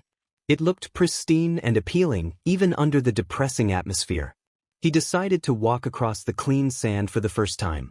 He decided to take off his red sneakers and feel the sand with his feet, but a few familiar figures made him freeze. Izuku hid himself in the rocks. Of course, I should have guessed. This may be the most excruciating day of my life, but I can't go on like this. He was ready to throw in the towel and turn himself into the Yagis. As horrific as it was for him to admit, he couldn't do this alone anymore. He needed his family. On the sandy shore were All Might and Teleki looking proudly at their star students, Katsuki Bakugo and Izumi Yagi. The latter had her face contorted with disgust as she thickly swallowed something. Man, did I dodge a bullet? Katsuki huffed. I'm surprised you actually said Izumi could take it, Katsuki. Inko said, unlike me, she's practically defenseless against that green pyromaniac. She needs this to level the playing field. Inko and Toshinori smiled proudly at the boy's heroic generosity. What are they talking about? Why does Yagi look like she's about to throw up? Izuku wondered. Make no mistake, I'm still gonna be the #1 hero. We may be a duo, but there can only be one indisputable best, and it'll be me. Good luck swallowing that, Izumi. There's that horrifically huge ego. Izumi shook off her disgust and grinned at her blonde friend. I wouldn't be so sure, Kaken. Before we know it, I'll be as strong as All Might. Like that means anything to the guy who'll surpass him. All Might walked up to the two and placed his hands on their shoulders. We couldn't be prouder of you too, and all the extra hard work you've put in these past few months. You really went plus ultra. Izumi may have inherited it, but Katsuki, you would also make an exemplary successor. I'm so happy to know the legacy of One for All is in good hands. As All Might and Teleki carried on proudly, Izuku felt his heart burning in his chest. After all this time, he comes home and the same scene repeats itself. Izumi and Katsuki being praised while his pain is invisible. But one little thing kept his ears fixed on the group. One for all. What is that? The opposite of all for one. And what does he mean inherit? Hey, how long until tech support gets here? Katsuki asked. Her dad says not until Japan's crime rate goes down. Inko said dejected. So not long then. Katsuki proclaimed as he punched his fist into his palm. Izumi smiled next to him. Yeah. Once I get this power down pat, in like a week or two, we'll take the villains by storm, starting with the Green Devil. So typical. They think their power is all they need to be heroes. They don't have anything else to make them even remotely heroic. That's why they rejected me. All Might spoke up. It will be nice to have Melissa. The house has been feeling rather empty. His grin wavered, if only slightly. Izuku was clutching his hospital clothing as smoke came off of it. Who is this Melissa? He wondered, having never met anyone by that name. All Might's grin never dropped, but his face became more serious. Izumi Yagi, you have inherited my quirk, one for all. Take honor in knowing that the world will one day looking to you as its next symbol of peace. I know that you will succeed, for Japan and for your brother's and grandmother's honor. The green-haired girl nodded and gladly accepted, having no idea what she was getting into. Meanwhile, Izuku was having a breakdown all over again. What the hell is going on here? One for all. Inherited his quirk. None of this makes any sense. And in my honor. What is that? His mind was racing before it slowed to a horrifying conclusion. He had been missing since last year, and since then crime and villainy has spiked. The Yagi's quirkless son, alone in a crumbling superhuman society. What could possibly happen? Izuku tried desperately not think about it as he flew from the beach. Thankfully, the Yagis and Bakugo were too focused on each other to notice him, as usual.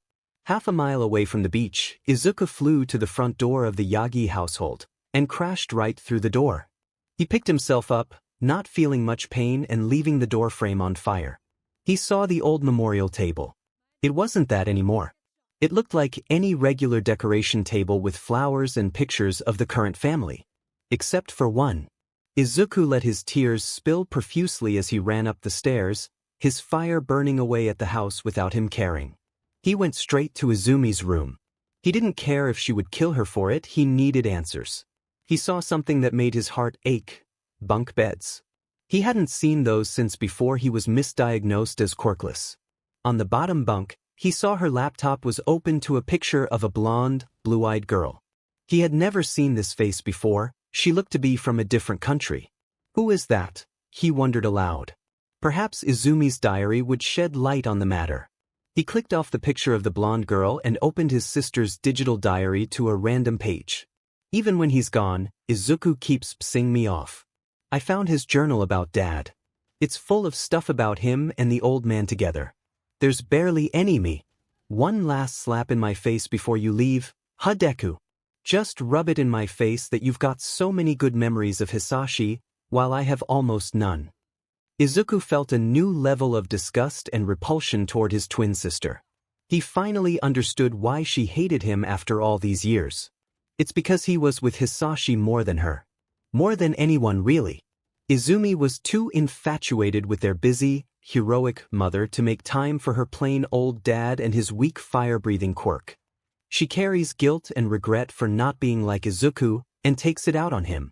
That's what Izuku is to her, her deep-seated regrets given form, despite having done nothing to wrong her back then. Izuku clicked to another page of her diary, an entry about this Melissa. She's gonna be great to have around, making awesome gear for me and Kaken. At least this quirkless is smart enough to know she can't be a hero and makes herself useful, unlike Deku. Izuku felt his heart weep, burn and bleed. Quirkless. His shallow voice repeated that word. This blonde girl is like he was. She's his replacement. Izuku grasped his stomach and vomited all over the laptop. He rolled off the bed and landed on his hands and knees. He cried and coughed out his stomach's contents. He finally understood why his sister hated him and what his family was doing to move on. That was the worst blow he's ever suffered. At least, that's what he thought. Izuku picked himself up and left the room, not noticing his vomit melt through the floor. Yup, he vomits lava. Questions for later. He pushed himself to look into his parents' room. Nothing was different from his last visit, except that now Nana's picture was hidden inside the drawer. He picked it up and held it to his chest and cried. The flames continued to climb the house as his emotions were exploding out.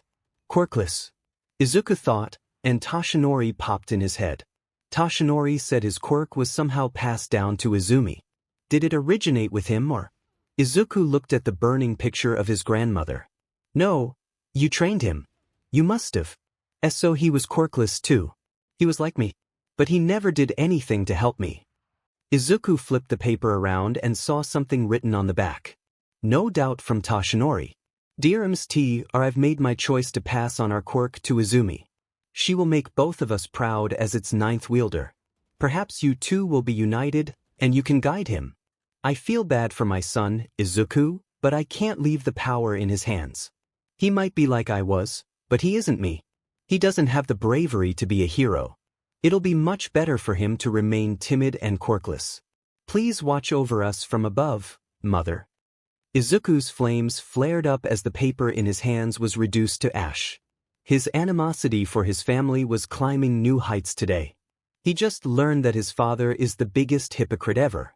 He told him he couldn't become a hero. To him it was like saying his son had no purpose in this world or this family. Izuku's world crumbled that day. If the quirkless back then were treated like he was, it would explain everything with his relationship with his father. The coward couldn't bear to look at a painful reminder of his hard life. He wanted to leave it behind and focus on being the world's great symbol, and in doing so, he created a great monster. That just leaves one place left to look. His old room. Izuku didn't bother with ladder, he just burned through the rusty flooring separating him from his original prison cell. He turned to where his mattress lay, but saw something entirely different. It was something he could never unsee. The sight was so jarring, so shocking, so unbelievable, so heartbreaking that it brought him to his knees. He cried silently while keeping a near-blank expression of surprise. He would have vomited again, but he couldn't. He was empty inside. What he was staring at was a shrine for the deceased. And his picture was in the center. Izuku Yagi is dead. The broken soul was on his hands and knees as he took in this world-shattering reality. His family believed he was dead. They accepted he left them and moved on. He, the living embodiment of their regrets, failures, and awful past, was nothing more than an ugly memory they hoped would fade away soon. The poor soul felt himself drown in a sea of abject misery and crackling flames. The house was nearly completely engulfed in the searing hot fire of his pain. I'm dead to them. They've already moved on from me. The quirkless failure with no reason to live. I did have a role here. I was the living embodiment of everything they wanted dead. I wanted to be a hero, but I was born to be their villain. And villains don't get happy endings. He had no idea how long he was sitting there, crying over the death of himself. The attic was as Izuku picked himself up to his feet and walked to the shrine. He pulled off his red sneakers and placed them down to burn. He reached into the smallest compartment of his backpack and pulled out an ultra-rare all-might trading card. He placed it in front of its owner. The silently bawling boy put his hands together in a praying manner. He stood there as the flames caused the attic to collapse and the shrine to burn. He closed his eyes as the burning tears still slipped through. You didn't deserve to live the way you did. Your life was a nightmare. At least now, you can finally be free from it. Don't worry, I'll show your family what real hell is. Call it a farewell gift from the Green Devil. The roof of the house collapsed and the floor was falling into the ground floor. The Green Devil fell down at the end of his prayer. When he opened his eyes, he saw them. The Yagis and Bakugo outside of the doorway. The people who made Izuku's life hell to the end. His eyes shot open into a crazed, volatile glare, bloodshot orbs with pin-sized pupils. His tears evaporated in an instant. The entire house was engulfed in a massive pillar of green fire, destroying the structure that had been their home for so long. Hisashi Midoriya, Nana Shimura, and Izuku Yagi all burned away in the wake of the Green Devil. From the inside of rapidly collapsing house, the devil raised his hands in front of him and released 2 gargantuan explosions at the family of hypocrites. The recoil sent him flying away, just as he wanted. He needed to get away from them. The green devil had explosions from his hands, jet flames from the soles of his feet, and large wings on his back. His speed was incredible, and he essentially became a large flaming missile that burned, melted, or incinerated everything in its path. His fire continued to grow larger and wider as he crashed through house after house of his childhood neighborhood. The flames of disaster spread so quickly and burned so hot, dozens of lives were lost with each passing moment, and he had no intention of stopping anytime soon. The scale of destruction was unprecedented, and the one responsible was gritting his teeth as everything replayed in his mind. In one particular house, he briefly saw faces from Aldra. His fire expanded into triple the size of house. You'll pay, he thought as he cremated his abusers. Continuing straight, he came across a familiar playground. Years ago, come on Izuku. Let's play heroes and villains. Izumi said enthusiastically. The boy was trembling in place. Okay, but why am I the villain every time? Kaken came up to answer that. Isn't it obvious? He asked as he ignited his quirk, striking fear into the green-haired boy. Unlike you, we heroes don't lose. Present are advantage. The devil released a blood-curdling howl that echoed through Mizudafu. His flames grew even stronger, his power having the size of a large building. He left behind nothing but smoldering earth, hundreds of instantly cremated corpses, causing a mile-wide trail of destruction that only grew wider. There was no apparent end to the emerald inferno that consumed everything in its path. Finally, the green devil saw the worst of his hells, Aldra. Junior high. His speed increased. For the first time he was eager to reach the school. Burn in hell, every last one of you. At this point, he looked like a green sun gliding across the earth, as tall as a skyscraper. Aldra was wiped clean off the face of the earth in an instant, followed by hundreds of others. Suddenly, small explosions began appearing all around the devil. They grew in size, even across the trail of flames he left behind for a little extra destruction. They continued to grow until a massive, gargantuan explosion ravaged everything for a mile and a half. As the green sun detonated, the flames behind him flared up greatly before almost entirely going out. Izuku, no, the green devil picked himself up out of a crater. He felt better after working out his pain, and saw the damage it did.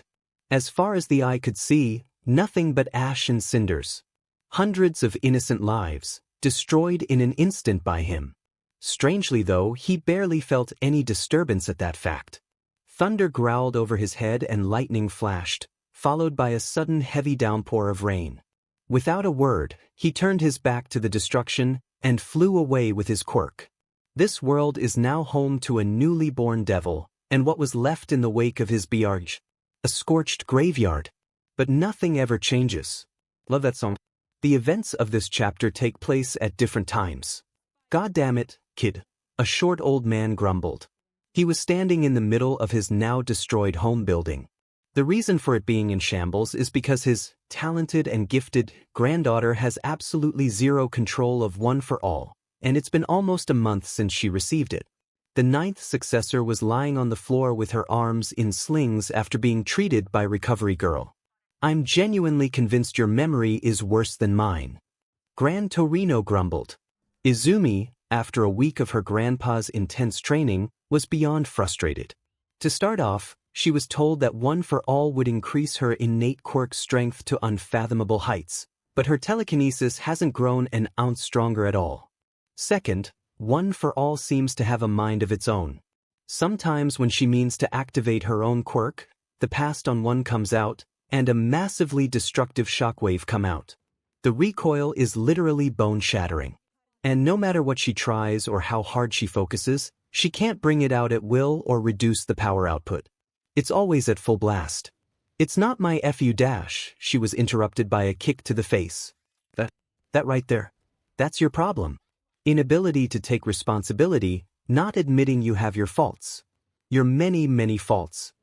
Gran Torino's mental suffering put hers to shame. I blame Toshinori. You haven't known real pain in your life since he came into the picture. He spoiled you, gave you one for all like it was giving you ice cream after a bad day. Huh?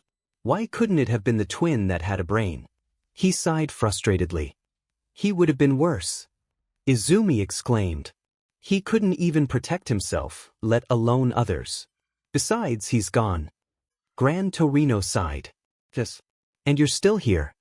He said the last part as if it were a curse. After getting fully healed and leaving her grandpa's place, Izumi decided to have a sparring match with Kaken. They both ended up hospitalized. I really did dodge a bullet. Katsuki commented. Izumi grit her teeth. So it's not gonna be easy to MSTR this power. But I'll keep working at it until I'm the greatest. She can tell herself that all she wants, but for the first time in her life, she's experiencing true failure. It's starting to get to her.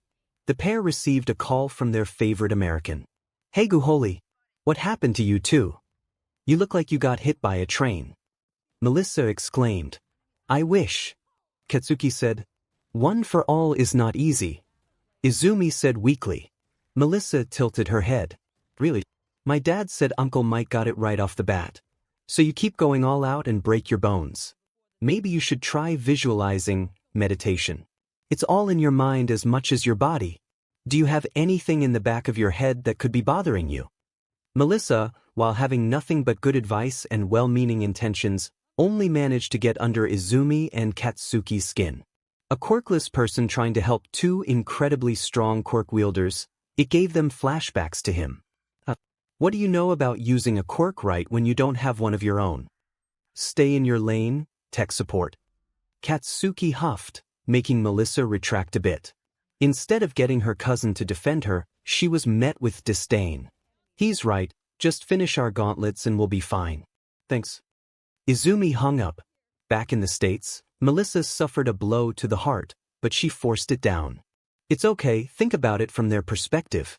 They've got a hero like Uncle Mike training them, so they're probably expected to reach his level someday. That's a lot of pressure alone, and there's also the fact the Green Devil burned down most of their neighborhood. They could have been killed. Once the devil is taken down, we'll go to you. Together and it'll be great. She kept telling herself. The scale of destruction was monumental, every news channel in Japan was reporting on it. Helicopters were hovering above the still smoldering graveyard of hundreds. A family of frogs were watching and saw the melted remains of a playground. Sue held her younger siblings close. Aside from their new play place being destroyed, that's the area where Zu lives, the eldest Azui said. Is he okay? Samidare, the only brother, asked. Sue looked at the TV, then back to the hopeful and worried eyes of her brother and sister. He can take care of himself. I'm sure he's fine, she said while inwardly praying for the boy who found her siblings in that forest. She also remembered his eyes, his most striking feature. Those green orbs that held bags under them. The unmistakable hatred, anger, and immense sadness in them. Zu, please be okay. The magnitude of calamity is horrifying. Buildings ranging from companies to homes, all reduced to cinders by one child. The heroes continue to fail at apprehending Dash. Fuyumi turned off the TV. News, always a downer. Natsuo said while eating a bowl of cereal. The spectacled woman had a downtrodden look in her eyes. Natsu, I'm worried. Her younger brother looked up from his bowl. That angsty homeless kid. Yeah, even if he can take care of himself, how can he handle himself in a fight with villains? He has a thermal vision quirk, so he'll be able to detect them better than most. And he looked decently strong for his age. But he's still a hurt kid. Fuyumi said, that's why we're here. Endeavor came in and said, the Todoroki patriarch was wearing his updated hero suit with large plates on his shoulders and gauntlets on his forearms. The latest in compression technology to better use his flash fire techniques. To ensure you and everyone else can rest easy, I will personally cremate that little menace. Stay safe. With that, the flame hero left his home. Natsuo simply huffed. He gets his butt kicked by another flaming demon, and thinks it's a good time to try to be our dad. Natsu. Fuyumi scolded. The young white-haired man wasn't technically wrong. Endeavor had been fighting a battle ever since that other white-haired appeared in Central Hospital. The thoughts he had tried to bury for years were resurfaced. He found himself having repetitive nightmares. He is on Sokoto Peak and he is not alone. In front of him is his eldest son he once believed to be dead. He was engulfed in flames. Most of the time, they are red flames, and he wakes up dejected. Other times, they are green and he wakes up frustrated. On rare nights, they are blue and he feels guilt, sadness, self-hate and heartbreak. After the number 2 hero left, the youngest son of the house walked out of the training room. "Hey Shoto, how'd training with our devil go?" Natsuo asked. The red and white-haired boy looked roughed up, but not as bad as usual. It was more flexible, he wasn't so hyper-focused on forcing out my fire. I don't care to know what's going on in that BSTRD's head, but it seems he's starting to get some sense knocked into him. A seemingly endless stretch of disaster. That's what it looked like from the news choppers. To others, it looked like confirmation that the Green Devil was the enemy, not a friend. To 3 middle schoolers, it felt like betrayal. Despite that, they clung to hope that he wasn't what his actions made him out to be. The scorched graveyard. That's what they're calling it now. The massive stretch of death and calamity that was once a peaceful, lively neighborhood. At the beginning of this paveway of destruction were 2 of the people most meant to die by the Green Devil's ruthless flames. Teleki and All Might, or by their real names, Inko and Toshinori Yagi. The 2 of them kneeled upon the ashes of their home and prayed to Hisashi and Nana for protection, as they were the ones that either kept their family together or helped them reach their dream. For those who had unjustly lost their lives to a monster. And for him, their son, Izuku. The 2 heroes beat themselves up inside. Just when they had a reason to smile again in Izumi and Bakugo, this happens. They took it as a reality check. As long as the Green Devil is still out there, there can't be happy days. That's what they thought, but they had no idea. They vowed to stop the Green Devil, make him pay for all he's done. And if it means taking his life. This could be problematic. A black-haired man sitting at his desk said to himself. He had seen the news about the escaped convicts of Kaimusho prison. Some of the escapees are ex-employees of the Yaoyorozu company, dismissed for workplace misconduct. Now, with heroes and police no longer as powerful as they once were, the Yaoyorozu patriarch had reason to fear petty vengeance from people he once trusted. Unbeknownst to him, his only daughter was listening to his plight, and knew what he believed would be the worst-case scenario. "Lady Momo, your trainers are ready," a butler said to her. "Thank you, I'll go meet them immediately." Momo walked through the halls of her family's estate, holding a determined look on her face. Heroes are overwhelmed, we can't always expect someone else to help us when we need it. We need to be able to stand up for ourselves. Isn't that right, Stu? Countless innocents going about their daily lives. In an instant it was taken away. We have all had clashing opinions about the young vigilante on the streets of Mizudafu. He has been a fickle person committing both noble and horrible acts, but today it is clear as day who is behind the mask. An evil, ruthless, dangerous, heartless, remorseless monster, someone who truly lives up to his name. A devil. Now the streets are filled with unease and suspicion. Criminals are more active, and heroes are being overwhelmed. And until this devil is caught, tried, punished, whether it be life in a cell or death, the good people of Japan cannot look to the future with a smile. Tsukachi turned off his office TV and pinched the bridge of his nose. "Well, ain't that just lovely?" Hawks said on the detective's couch. He sat hunched with his hands on his face as his golden eyes glared at the floor. "This doesn't make sense," the wing hero began. "First, the Green Devil fights an entire prison worth of criminals, along with a Nomo far above what we faced, to the point where he's comatose for 2 months. Then all of a sudden, he decides to take hundreds of lives." Hawks knew Izuku also awoke in a state of panic, which rose questions. But even in the midst of a panic attack, he didn't kill or seriously injure anyone. And the scorched graveyard occurred a week after his own escape. Hawks understood that the boy was pushed into becoming the monster that he is, but this much senseless destruction, and coupled with the fact that he knew about All for One. The young pro didn't want to assume the worst, but given all that they've seen, it's entirely possible he could want to join the Demon Lord. Hawks. Tsukachi grabbed the bird's attention. I think I can shed some light on what's going on in his head. Tsukachi sat in his chair. The timing for this couldn't have been worse. Izuku was at his wit's end. All the bloodshed, the villains and heroes hunting him, he's just a kid. It's incredible he lasted this long without completely losing his sanity. I saw it in his eyes as he fled. He'd had enough. He went home, ready to turn himself in to the people who broke him. And those very same people may have broken him beyond repair. Hawks listened intently. What could they have possibly done now? Beat the CRP out of him or something? Tsukachi scoffed. If it was just that, we might have a smaller list of casualties. No, they hit him in the wound that's been there for most of his life. Hawks thought for a moment about that, before his eyes widened. His quirkless status.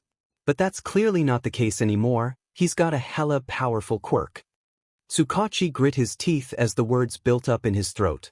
All Might told me he had picked his successor, and that he would be raising her to be the next symbol of peace.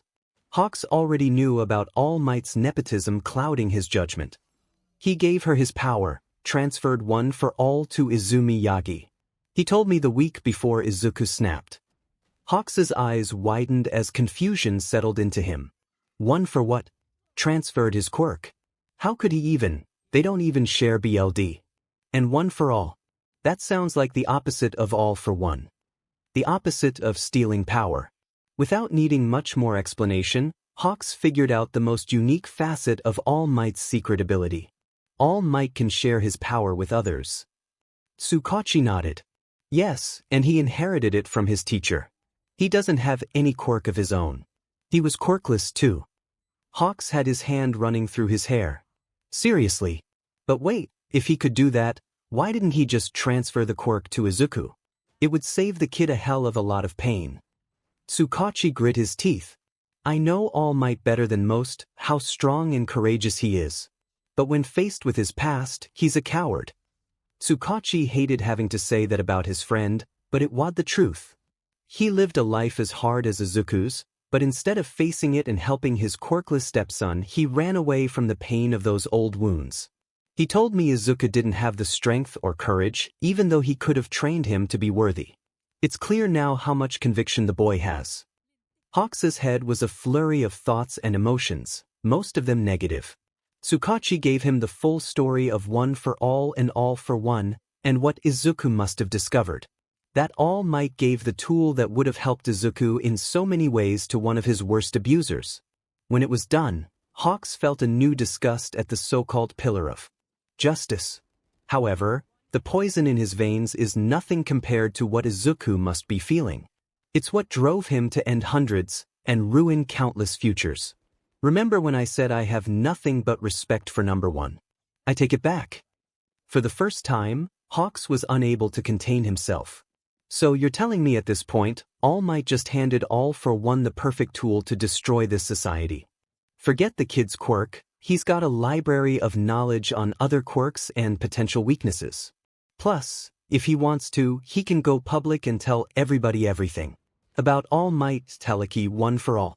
Sick every villain on the streets on them while destroying the public's faith in heroes. And if he joins all for one, it's over. This wasn't part of the plan. The Demon Lord said to himself in annoyance. It was all going perfectly. Young Izuku had finally seen his family for the spineless hypocrites they are, and that they abandoned him completely. The massacre that followed after was icing on the cake. All that was left was to reach out to the boy, lift him up in his darkest hour, raise him for the greatness he is truly capable of. And then, the perfect weapon to destroy All Might and his legacy would be in his grasp. However, nothing like spring. The season of renewal. Today, I start by renewing my drag cartel. Let's what scumbag comes rolling in first. An illegal drag trader well-versed in the secrets of the trade, proclaimed proudly in a warehouse full of the most illegal substances under the sun. He was no different from the other dozens of criminal groups eager to be back on top and drown the masses in the dark side of superhuman society. In the middle of his gloating, A new customer walked in. "Hey Shortstack, you interested in anything?" His squeaky voice yelled. The short figure was covered in a ragged pitch-black cloak that reached their ankles, had sleeves too large for their arms and a hood that hid their face in darkness. They were the definition of a shady-looking character. They walked in, their black combat boots echoing with each step. "I got a whole boatload, oh that good. What you looking for, hallucinogens? Quirk booster? Or weed, like my pops uses? Whatever you want we got." The customer was unamused by the drag cartel's advertising and displayed no emotion. "I want information," his gruff, yet somewhat boyish voice spoke. The drag cartel was slightly put off at the realization that he was talking to a kid. But then he realized, it's a sign this hero world is crumbling if even kids are buying what he's selling. "Sure. I got about 20 men out on the streets making sales. Gotta give the pros another reason to quit. You're looking at our main stash. If you don't got cash right now, you could sell some grams, work your way up dash." "Shut up." He was quickly shut down. "I want information on clients." The head of the cartel shook his head. "Sorry little man, I don't give info about the guys that keep me afloat. You know how it is. If you ain't buyin' or workin', get lost." The short figure didn't leave. "I get it now, you're a brat looking for trouble." The man placed his hand on the ground and pulled out a chunk the shape of a spiked semicircle. The cloaked one glanced around. The place was littered with a crazy amount of boxes. Boxes full of drags. "How much of your stuff is flammable?" The leader of the cartel scoffed. "Demon near all of it. We only got the worst of the best and the best of the worst." The cartel leader began to feel uneasy when he saw two green glowing orbs in that cloak. "Good to know." The cloaked one held out his hand and green flames covered his palm. The cartel realized his mistake and tried to stop him, but it was too late. Most of the inside of the warehouse was set ablaze, and they were trapped by the furious flames. "You fing brat. We also got gunpowder and dynamite in the back. You'll blow us to hell." The man put his hands on the ground and tried to create a barrier around himself, but the green devil grabbed him by the neck before he could fully retreat. He can manipulate stone, but the most he can control is equivalent to his own body mass. He yanked the man up harshly and stomped on the stone, covering himself. And the stone loses its durability after he tampers with it. "I see he's desperate." The cartel leader was being choked and staring into the petrifying, flaming eyes of the green devil. "Not us, just you," he said heartlessly. The man's heartbeat was going out of control. He was being suspended by a rough, calloused, scar-covered hand that was leaving burns on his neck. His panic rose when he heard a loud bang in the back. "If you want to live longer, tell me." Another, much louder bang was heard. The young man used his free left to pull back his hoodie. His fluffy, mostly black and green hair, scarred right cheek, and green eyes that, despite being on fire, held the unimaginable coldness of death in them. His final words to the man before his end were, "Tell me what you know about All for One." The heroes received a report about a number of demolished warehouses, all of them either hideouts or held criminal stashes. That was a month after the scorched graveyard disaster. It was extremely vexing to receive aid from this devil, but it meant less criminals on the street, thanks to the one who inspired them. They took this as a sign that the devil was back in action, which meant more fear and uncertainty. Izuku stood atop a building ruined by the conflicts of heroes and villains clashing. It was far easier to find these buildings nowadays than before. The rain landed on him, but it did nothing to hinder his fire.